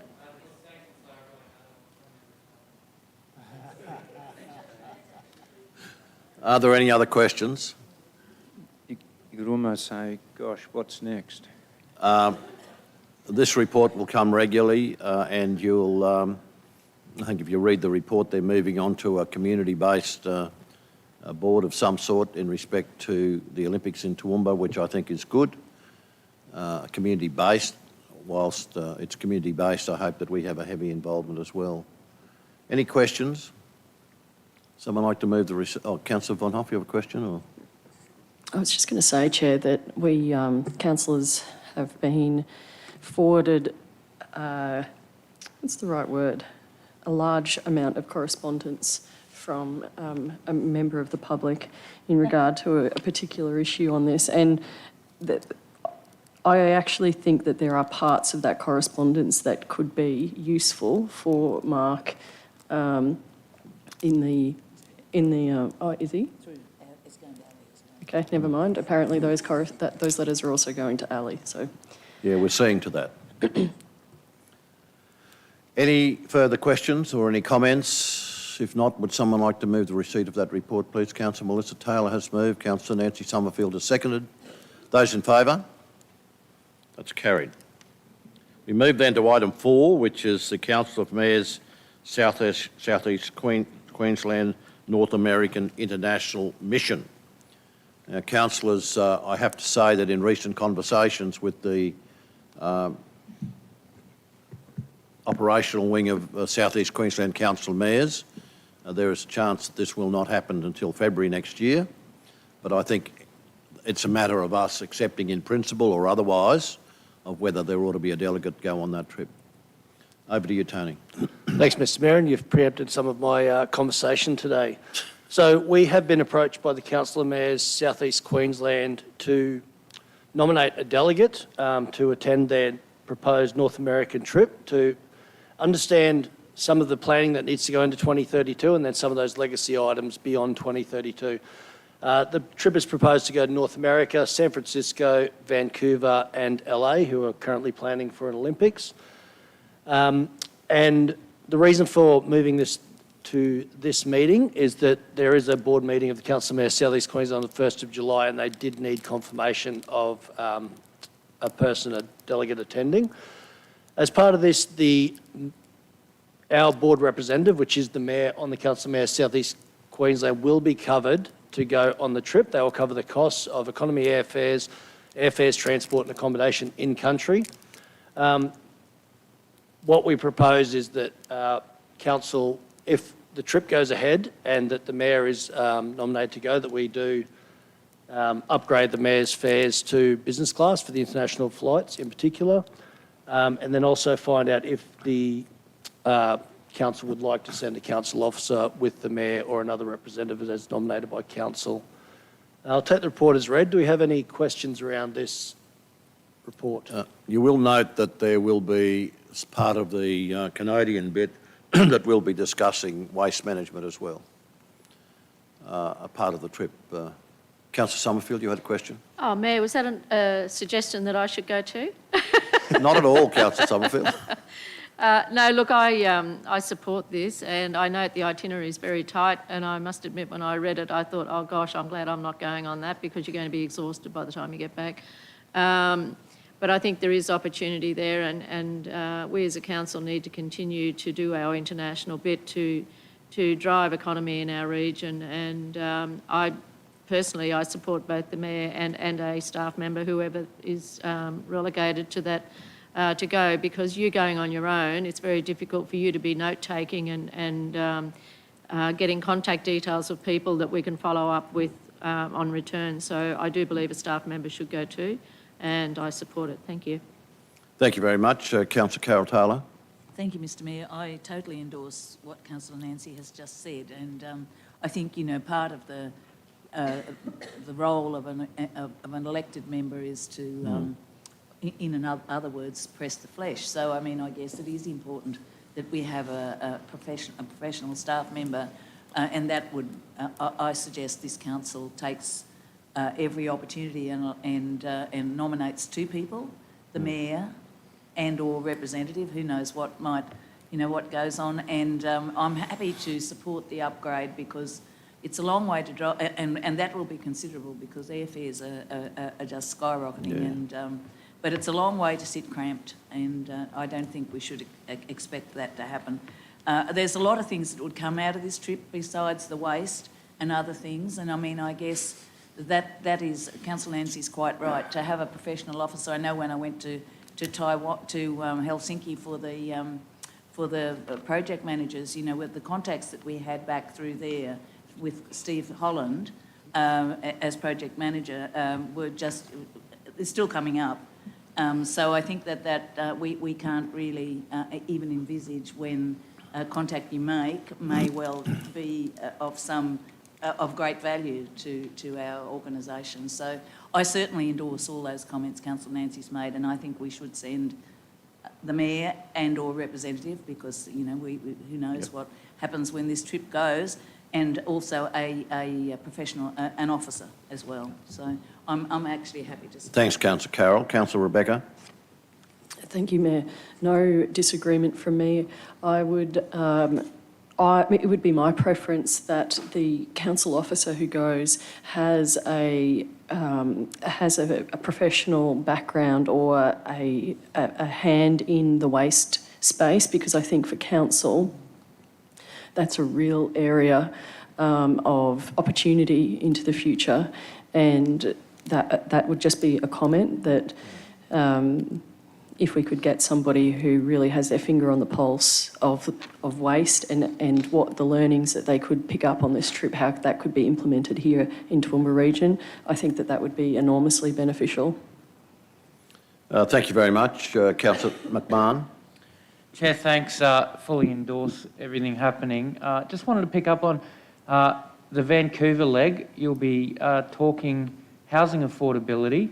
I think that'll be a very interesting context of discussion, considering it's an incredibly expensive city to live with a large percentage of foreign-owned real estate. But I'd be interested to see how that comes, and I'd also be interested on the post and pre Olympics, how a whole region benefits, not just the host city.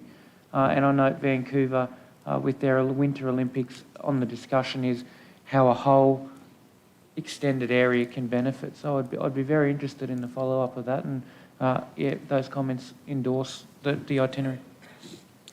Councillor Shine. Thanks, Mayor. I note, as well as Councillor McMahon, the visit to Vancouver for 2 days, 6th and 7th of November, but there's no mention there of a visit to the Burchard Gardens, which are, of course, the model for the Bridge Street Quarry Gardens. It would be a golden opportunity for you to visit those gardens, or to at least to obtain a local briefing, an informed briefing about the pros and cons of those gardens as they presently exist. Thanks very much, Councillor Shine. And one of the things that's in my mind, and many of you who were in this room when we entertained the people from Weatherford, Texas, whilst we're in the United States, I think there's a tremendous opportunity for us to get involved with Weatherford, Texas at an economic development level. I think there's something in the order of 4 local businesses who are actually operating there at the moment. And if I were there, or if there was a delegation from this area there, I think it would be appropriate to talk to Weatherford, Texas. Councillor Carroll. Thank you, Mr Mayor. I was actually sorry, and I meant to bring this up before. I think that's really quite important that we try to extend your stay over there to visit Weatherford. We have 4 very successful local businesses operating over there. Indeed, by this time, there may be more. Yes. But I think it'd be a terrible shame if you went so far and we didn't renew that friendship and those links over there. Yep. They have many synergies with us, and I think that somewhere in the future there could be quite a lot of benefit come to our community from a relationship with Weatherford. So I certainly support that being added into there. It's just a matter of probably extending the tour or somewhere, extending something. I'm sure it can be done, and the officers will sort it, but I think it's most important that you take the opportunity to renew those friendships and they'd probably have a reception, so that there's many things many benefits this community could have out of that, particularly the business community. Thank you very much. Councillor McDonald. Thanks, Mayor. Given your comments at the start of this item, that it's not confirmed as to when this may happen, that could determine. The new Toowoomba Strat Basin Enterprise were talking about doing a trip to Weatherford, Texas at some point, so it may open the door up for conversations with them, and it might be that it's a stronger delegation to actually link in some way. So yes, something just to keep in mind. Yep. But today is merely just to show our support for yourself as Mayor and an officer to go, because pricing will change between now and February of next year. So the numbers that are in this report, with fairness, I would suggest are quite rubbery at the moment to what it could well be. So the recommendation which is there before us is simply just to approve that you participate and that the Chief Executive Officer does the same for an officer. That's it. There's no dollar figure or anything other than what's in the report. So if that's the case, I'm happy to move it. Moved by Councillor McDonald, seconded by Councillor Carol Taylor. Anybody wishing to debate the matter? If not, I'll put that to the vote. Those in favour? Thank you very much. Carried without dissent. We'll move then. Thanks very much, Tony. We'll then move to item 5, which is temporary economic development incentives for district township policy. Thanks very much, Kate. Thank you, Mr Mayor. Good morning, councillors. Good to see you all again. Today we're going to move through 3 policy renewals for incentives for infrastructure charging. This seeks to attract certain types of development to our region. So first off, we do have the temporary economic development incentive policies for district townships, so policy 2.32. It's due to expire on the 30th of June this year. Toowoomba Regional Council recognises the importance of economic development in regional districts in achieving a vibrant city. So to encourage economic development in district townships, Council may, in certain circumstances, accept a reduced adopted infrastructure charge amount or infrastructure contribution in satisfaction of an adopted infrastructure charges notice or infrastructure contribution condition in a development approval. The policy has been very well received. We've had 13 applications under the policy, in total of $484,000 worth of discount since 2019. 7 applicants have benefited from the policy for a total of $313,000 just in the last financial year. The policy is proposed to be renewed for a 3-year period with a $3 million cap to be allocated for the total incentives program. A total maximum discount of $1 million per financial year may be allocated to the paid contributions on a first-in, first-served basis. The policy... Thank you, Chair. Any more questions?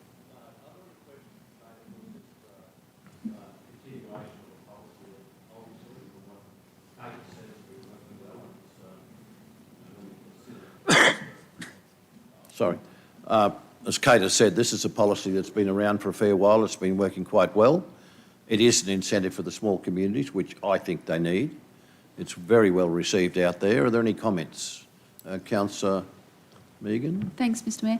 Kate, I was just Councillor interested in the that there's 13 applications since 2019 and 7 of them have been in the last financial year. Do you have any sort of background for that, or why that would have been the case? Am I reading that correctly, or I got the wrong end of the stick there? No, that's correct. I can take that on notice and get back to you with some more background information, if that's all right. Yeah, just wondered, over I think half this- of them have been in the last 12 months. Yeah. I might have a go at that. I think it's happenstance. I don't think there's anything in particular other than maybe the stimulation to the residential market may have helped out there as well. But I think next year it could be 5 again, or 7, or 3, or 10. It really depends on what's happening out there. But there is increasing interest. I have noticed in a couple of the township areas closer to Toowoomba, and both in terms of commercial activity, but also in terms of residential. So maybe their time has come as well. Yeah. So, Mr Mayor, if I could just have a follow-up. So, General Manager Summers, are you suggesting that because of the federal stimulus to the housing market, that then more people are moving to the district townships and therefore then doing sort of business type, which will make these ones eligible? Is that what you mean? I think it has. The difficulty for the district townships, of course, is that they are less convenient to major sources of work other than agricultural activities. So that's a disincentive, and that's one of the reasons why we have this particular policy.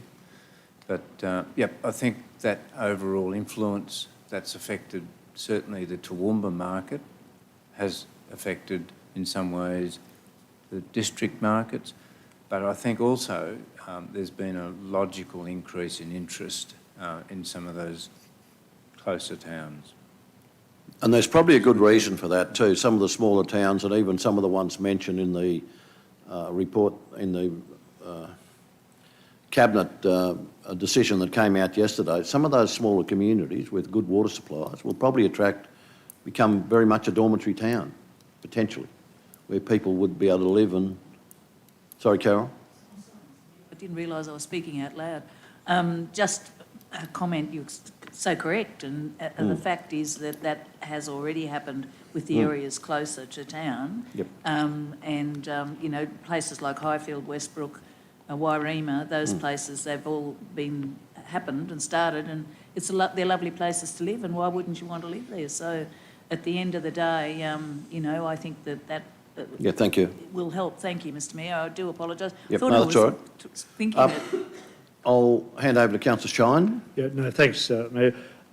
You'll recall our recent visit to Nolan's Block at Crow's Nest. I was just wondering whether that development there, which has received worthy press release recently, was the subject of an incentive development application pursuant to this scheme, if you're aware of that. Through you, Chair, I'll have to have a look into that Okay. one specifically, if I can take that on notice. So, Kate, you're happy to take that on notice and you can... Okay. The type of, one assumes it's the type of development you'd it's encourage. in a district centre. Yeah. And it's a business activity, one would think. You'd think so. The other thing, just a general question, is this unique to our regional council, or other councils have similar economic encouragement schemes? Yep. It's reasonably unique, but we are reasonably unique in the fact that we are a major regional city with 13,000 square kilometres of surrounding hinterland, and in that hinterland there are a lot of townships. So we are reasonably unique. We're not totally unique. And Queensland. reasonably being the operational word in the subject, I think, that coming out of... Yep. But I don't Thank you. know of any other policies that are the same as this one. There are some incentives and other ones, but this one's really aimed at trying to make a more equal playing field for those people that are trying to do business out in the districts. I have you finished, Councillor Shine? Councillor McDonald? Yeah, no, my questions have been answered, Mayor, so... Thank you. Councillor Carroll? Thank you, Mr Mayor. Just an anomaly here, I think. I've been arguing in this room, Hodsonvale does not belong to Toowoomba, it's not part of it. Yet we have Top Camp in here, which is part of Hodsonvale. So, you know, what is it? How do we work all that out? We're a little bit cute about that, I think, because Top Camp is part of Hodsonvale and is actually closer to Toowoomba than Hodsonvale itself is. So that's a locality, and I'd just probably like us to take that on notice. Thank you. Thank you. That's happened. Councillor McMahon? Oh, Chair, I'm happy to move that we adopt the policy. Councillor McMahon, you're moving the receipt of that report. Councillor O'Sullivan has seconded that. Anyone wishing to debate the matter? If not, those in favour? It's carried. Thank you very much. We'll move then to item 6, which is temporary economic development incentives for non-residential development policy. Kate, back to you. You've got a big job today. Thank you, Mr Mayor. There were 2.8 temporary economic development incentives for non-residential development is due to expire on the 30th of June this year. So it was originally adopted to encourage industrial development in the Toowoomba region, and it was adopted at the ordinary meeting on the 15th of December 2020, following a broad range of consultation at that time. The policy discounts charges to a cap of $2 million, maximum of $1 million per year for MCU and 30 eligible lots at the RAL stage. The policy has been very well received. We've seen 15 MCU applications and 4 RAL applications. 3 of the MCU and 2 of the RAL approvals have been taken up for a total discount of charges of $218,000 at the MCU stage and $943,000 at the RAL stage. As stated earlier, it is due to expire at the end of this year. There still are a few outstanding qualifying notices, so the difference between that original 19 applications. So the policy could be extended for a period of 12 months. Thank you. Are there any questions for Kate in relation to this matter? Once again, I think it's a very worthwhile incentive for those, for this particular aspect of what we do. There's no questions. Anyone? Councillor Carol Taylor has moved. I just had one question, if you wouldn't mind. Is there a seconder before we take the question? Councillor Carl. Councillor McDonald. Just a quick question through you, Mayor, through to Kate. The 12-month that we've said, which is really just to get those ones over the line that are going through the system, given the conversation that we had yesterday in regard to how long it's taking to get things moving, be it 6 months or whatever that case may be, I'm just wondering, in your professional opinion, whether we shouldn't extend that to June the next year. Make it 18 months. Yeah. Just given what you've said yesterday, General Manager Summers, and it makes a lot of sense. Civil construction works and what have you that are under pressure. And the shortage of building materials and things like that. Yep. Just a question. It says here that the policy is already in effect until 30th of June 2022. So if we extend it by 12 months, it is the 30th of June 2023. So I think I'm saying the You're next suggesting 24, I think, Councillor Carroll. I'm suggesting a 2-year period rather than 12 months. So wouldn't that, if I might ask another question? Thank you. If we did that, should we then mention the cap? The cap still applies because when the money runs out, the money runs out. Yeah. Thank Is you. there a yearly cap? No, there's It's a cap on the whole thing. Yeah, it's a cap. quantum I cap. think it's a total. It's a quantum cap. And then, of course, if there was particular interest in it, there would be an opportunity for the council today to make a decision to provide more incentive, more money into that. Could I? Sorry, Mr Mayor, but with all that's happening in the world at the moment, I think we would need to assess things as they were at that time. Absolutely, that's exactly what I said. So that's, so I think to 20, I do support Councillor Jeff's with that cap in mind, and anything can be reassessed at that time. And could I just for clarification purposes, what we did with that policy was, councillors will remember that when industrialists put in an application for a subdivision, the infrastructure charge for each lot was $100,000, and that was an upfront, seen as an upfront payment because for a number of reasons that was put in place at the time. Council felt that it was reasonable to reduce that back in line with most other LGs throughout the SEQ anyway, and across Queensland for that matter, to bring it back to match that of a detached house, around $30,000 for a subdivision lot, and that we would, and there's nothing foregone there, that because the assumption was that we took that up front, and then when the MCU came in for a factory, a building or whatever, we would get the remainder of the infrastructure charge. What we're really foregoing is that MCU charge that comes later, and we're doing that so because it's one thing to subdivide land and then pass it around like swap cards, like I said yesterday, or nothing happens, but we don't get any major benefit unless there's a building built and a factory or something actually happens on that land that creates jobs and activity and what have you. So that, just to clarify that only part of this incentive is income foregone, and that's the second bit. Yep. Through you, Mr Mayor, thank you, because that was part of the whole. Yep, that's what it's about. Yep. Councillor McMahon, you have a question?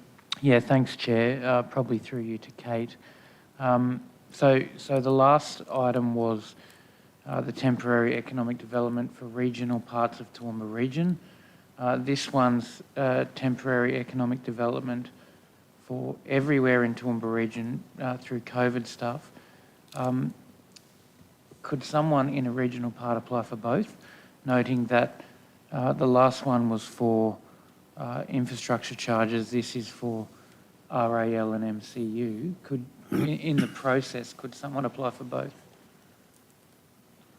Thank you for your question, through you, Chair. I think what typically happens is the advice that the team provides is more around which policy would be more beneficial to that development on a specific level after we have those details. Okay, so our team would say this one's better, go with that. So the non-residential development policy is for industrial uses on industrial zone land. Correct. And then the township policy, which is typically seeing a full discount, I believe. So sometimes you'd be better off to go under the township policy, but it really does, if you're in a township, but it does, again, I have to emphasise, it relates to the specific development and how that development is hitting the criteria of eligibility. Yeah, right. No, I suppose it could be hard for the untrained person to navigate our necessary amount of policies, but as long as your guys can hold the hand of the untrained developer and walk them through which one would be best. But thanks for that.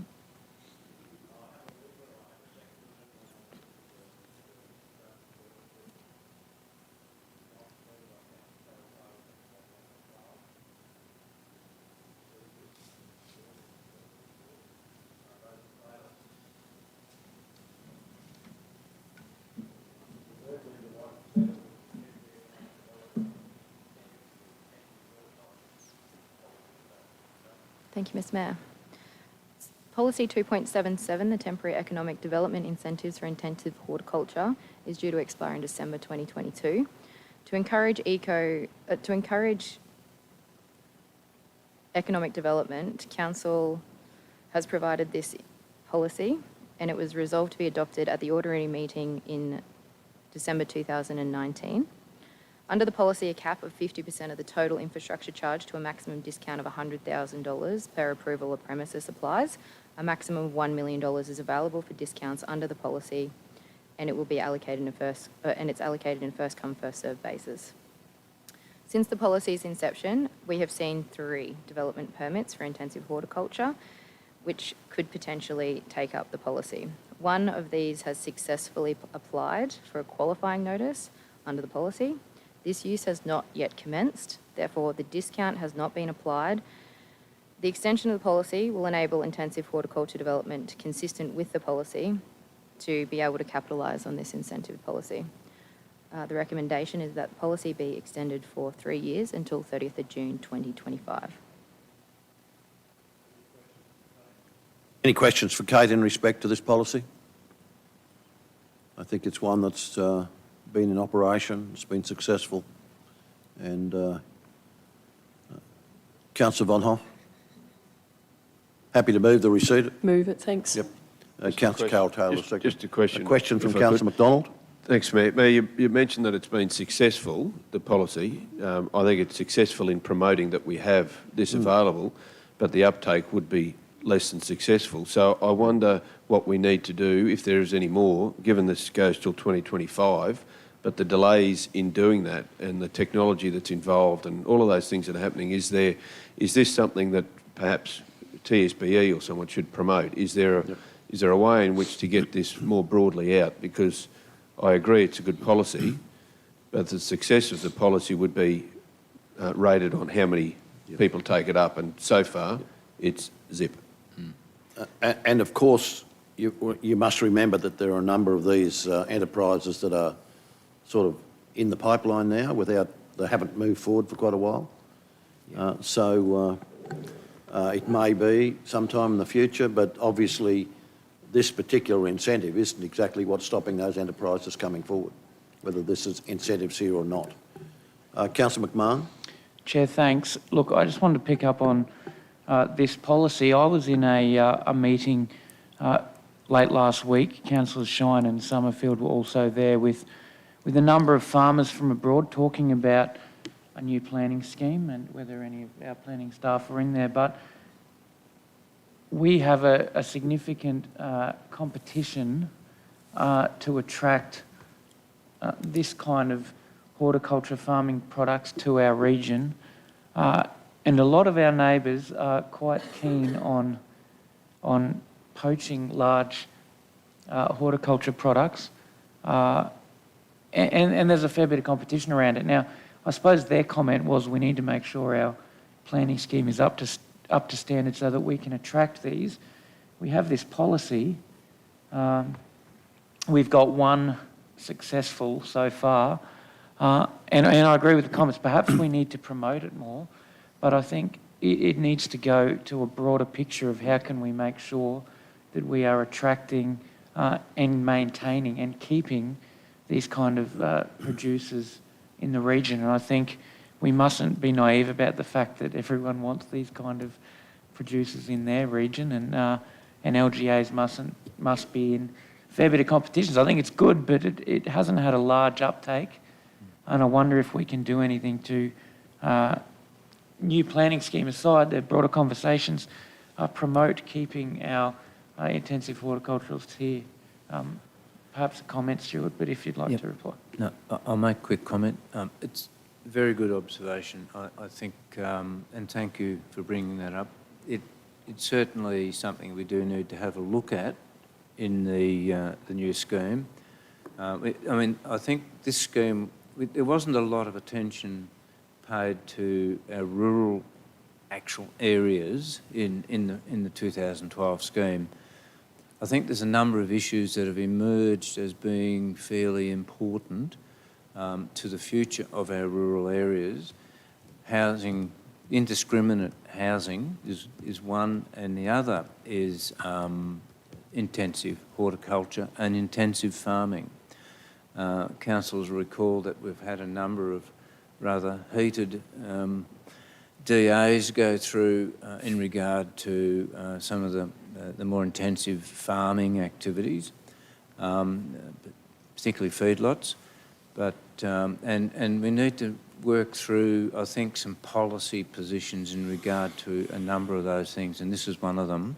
And I think because intensive horticulture, I think it's impact assessment at the moment, and we need to have a look at that and make sure that we're not making it the hurdle a bit high for the good folk to jump over. And the other point that's been made is making sure that people know about this good policy, and certainly as a result of the decision to extend it, there'll be a media release on that, of course, but maybe we need to think about a bit longer, something with a longer tail, where we can make sure that that the rural industry out there are aware of this incentive. Yeah, I appreciate the conversation, Stuart, and I mustn't, still a rather planning rookie, act like an expert, but without going, here's our policy over there, that was the exact conversation of some of our neighbours. It's code accessible, and so we don't even get to these heated things in, next door. And I absolutely agree, maybe we need to look at that, but this is one of a facet of ways, and I welcome it. Thanks. Application fees would be the other one that was mentioned, no doubt. There's no doubt one of the groups who would be receiving a fair few inquiries in this respect would be TISBE, and I hope that they're well informed. Councillor O'Hara-Sullivan. Thanks, Mr Mayor. If we could just go back to the comment or question from Councillor McMahon on the last one. Stuart, I don't know what's stopping someone with a horticultural proposal in a rural area, in an industrial, not being eligible for all of these. I just wonder whether we need to set out the parameters of who can apply. Can they apply for all of them, or can they... I mean, Kate sort of alluded to that we're steering them to the one that's better, but I don't know that we have set that out anywhere, have we? If it's falls under the definition of intensive horticulture, which a number of those proposals that came to council did, even though they were humongous, and there's also a lettuce grower, there's also a more normal intensive horticultural proponent, and to this point I'm unsure how they've progressed. That they were keen to move ahead, but I don't think they have. But if it's intensive horticulture, regardless of where it is, it would. I just think that we probably need to put in our policies that you're ineligible for, Kate's got the answer to that, yeah?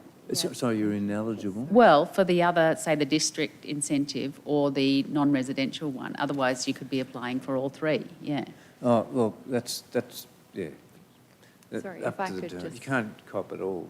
You take Well, one or I the mean, we other. don't spell that Yeah, out, that's what I'm yeah. saying. Thanks. Comment, Kate. Thank you, through you, Chair.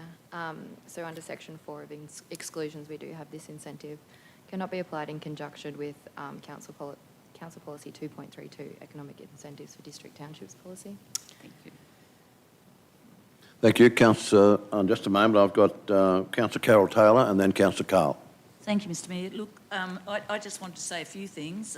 I think Councillor Jeff's idea about having Tisby push that is really good. I think Stuart, through you, Stuart has mentioned quite a few things. The application fee, perhaps we could have a look at that. And certainly the zoning of the impact accessible is probably a bit of a stutter. We need to remember, though, that whilst our neighbours might push some of these things, we're in a very good position on 5 highways here, and we're going to have inland rail. We've got an airport that takes produce to out of here every week. I guess you're talking about the Story Farm lettuce production. That is the largest lettuce producer in the Southern Hemisphere. Produces lettuce for McDonald's, KFC, Mrs Crockett, Coles, and I think Red Rooster. So as well as other things. So I mean that they've done amazingly well. Most of their factory is robotic over there, and the air is definitely controlled, so nothing can get inside from outside. So I think, you know, we need probably to be taking a pragmatic look about this, and I think that this, what we're doing here will help. But the Mayor's quite right. It's only one consideration. You know, I mean, to plan an enterprise with these things are very efficient and very environmentally friendly as far as that production of such a lot of stock is concerned. But they take years to come forward, and I suggest that we probably come in at the beginning of that, and should we push it forward, looking at the application fee somewhere in the future perhaps, but I think we just need to sell it. I think that we have Inland Rail's going to be here before too long, and I think, you know, we need not to forget Councillor Tim taken on board what you say, and very aware that others, you know, we're all in this in competition actually, but we need to remind ourselves that we have a lot to offer here, and I think that this type of farming is in its infancy at present, but it will go forward. I think it has to. At the moment we've got lots of water, but as it becomes a scarce again, I think it is an attractive way to have surety around your crops. So I think that, you know, with a few things done, maybe considering the application fee, I think we are where we need to be, and I'm happy to. I think this is to continue. This is good, but I do think Councillor Jeff's got a great idea. Tisby is in a position to reach the people perhaps that we don't reach, which they would come to town and perhaps go and talk to Tisby. They go to the Mayor too, but Tisby is in a position to give them more information. So I'm happy to support that recommendation that's come up, but with Councillor Jeff's. And in saying what you've said, Councillor Carroll, water efficiency is a critical thing. Absolutely. And if you want to see water efficiency, look at shaded horticulture per production unit. It's the future. Yep. Yeah. Councillor Carl. Yeah, thanks, Chair. I support the extension of this policy, but there may be a time in the near future where we need to review it yet again. And in the context of the planning scheme and the discussions that will come as a result.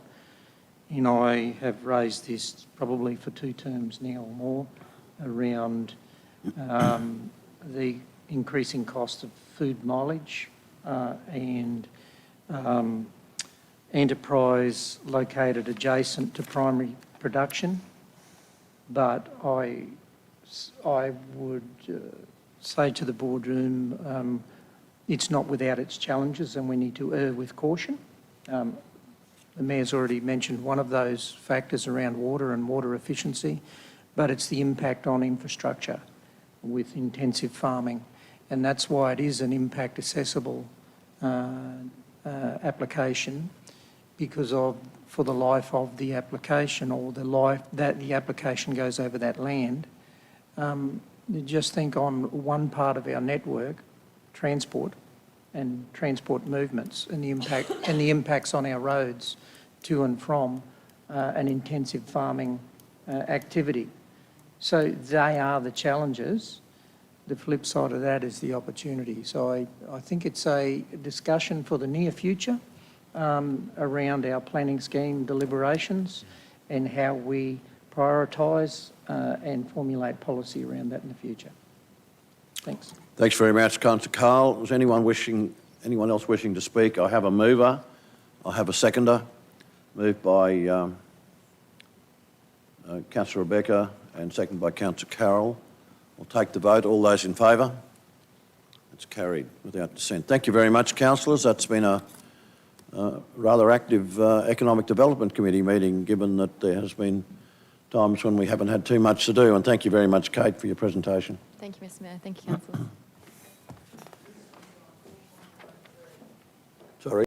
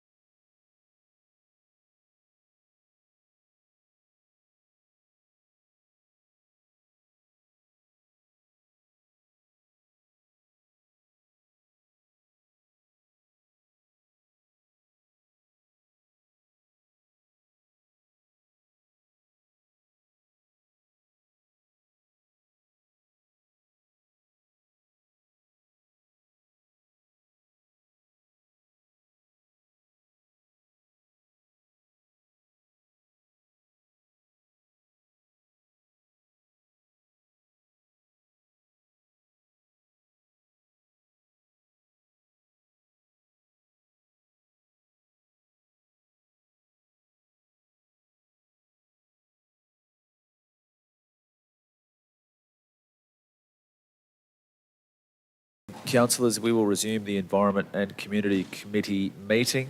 The remaining items are in confidential, so I'd ask for a motion that we close the meeting. Moved by Councillor Shine, seconded by Councillor McDonald. All those in favour?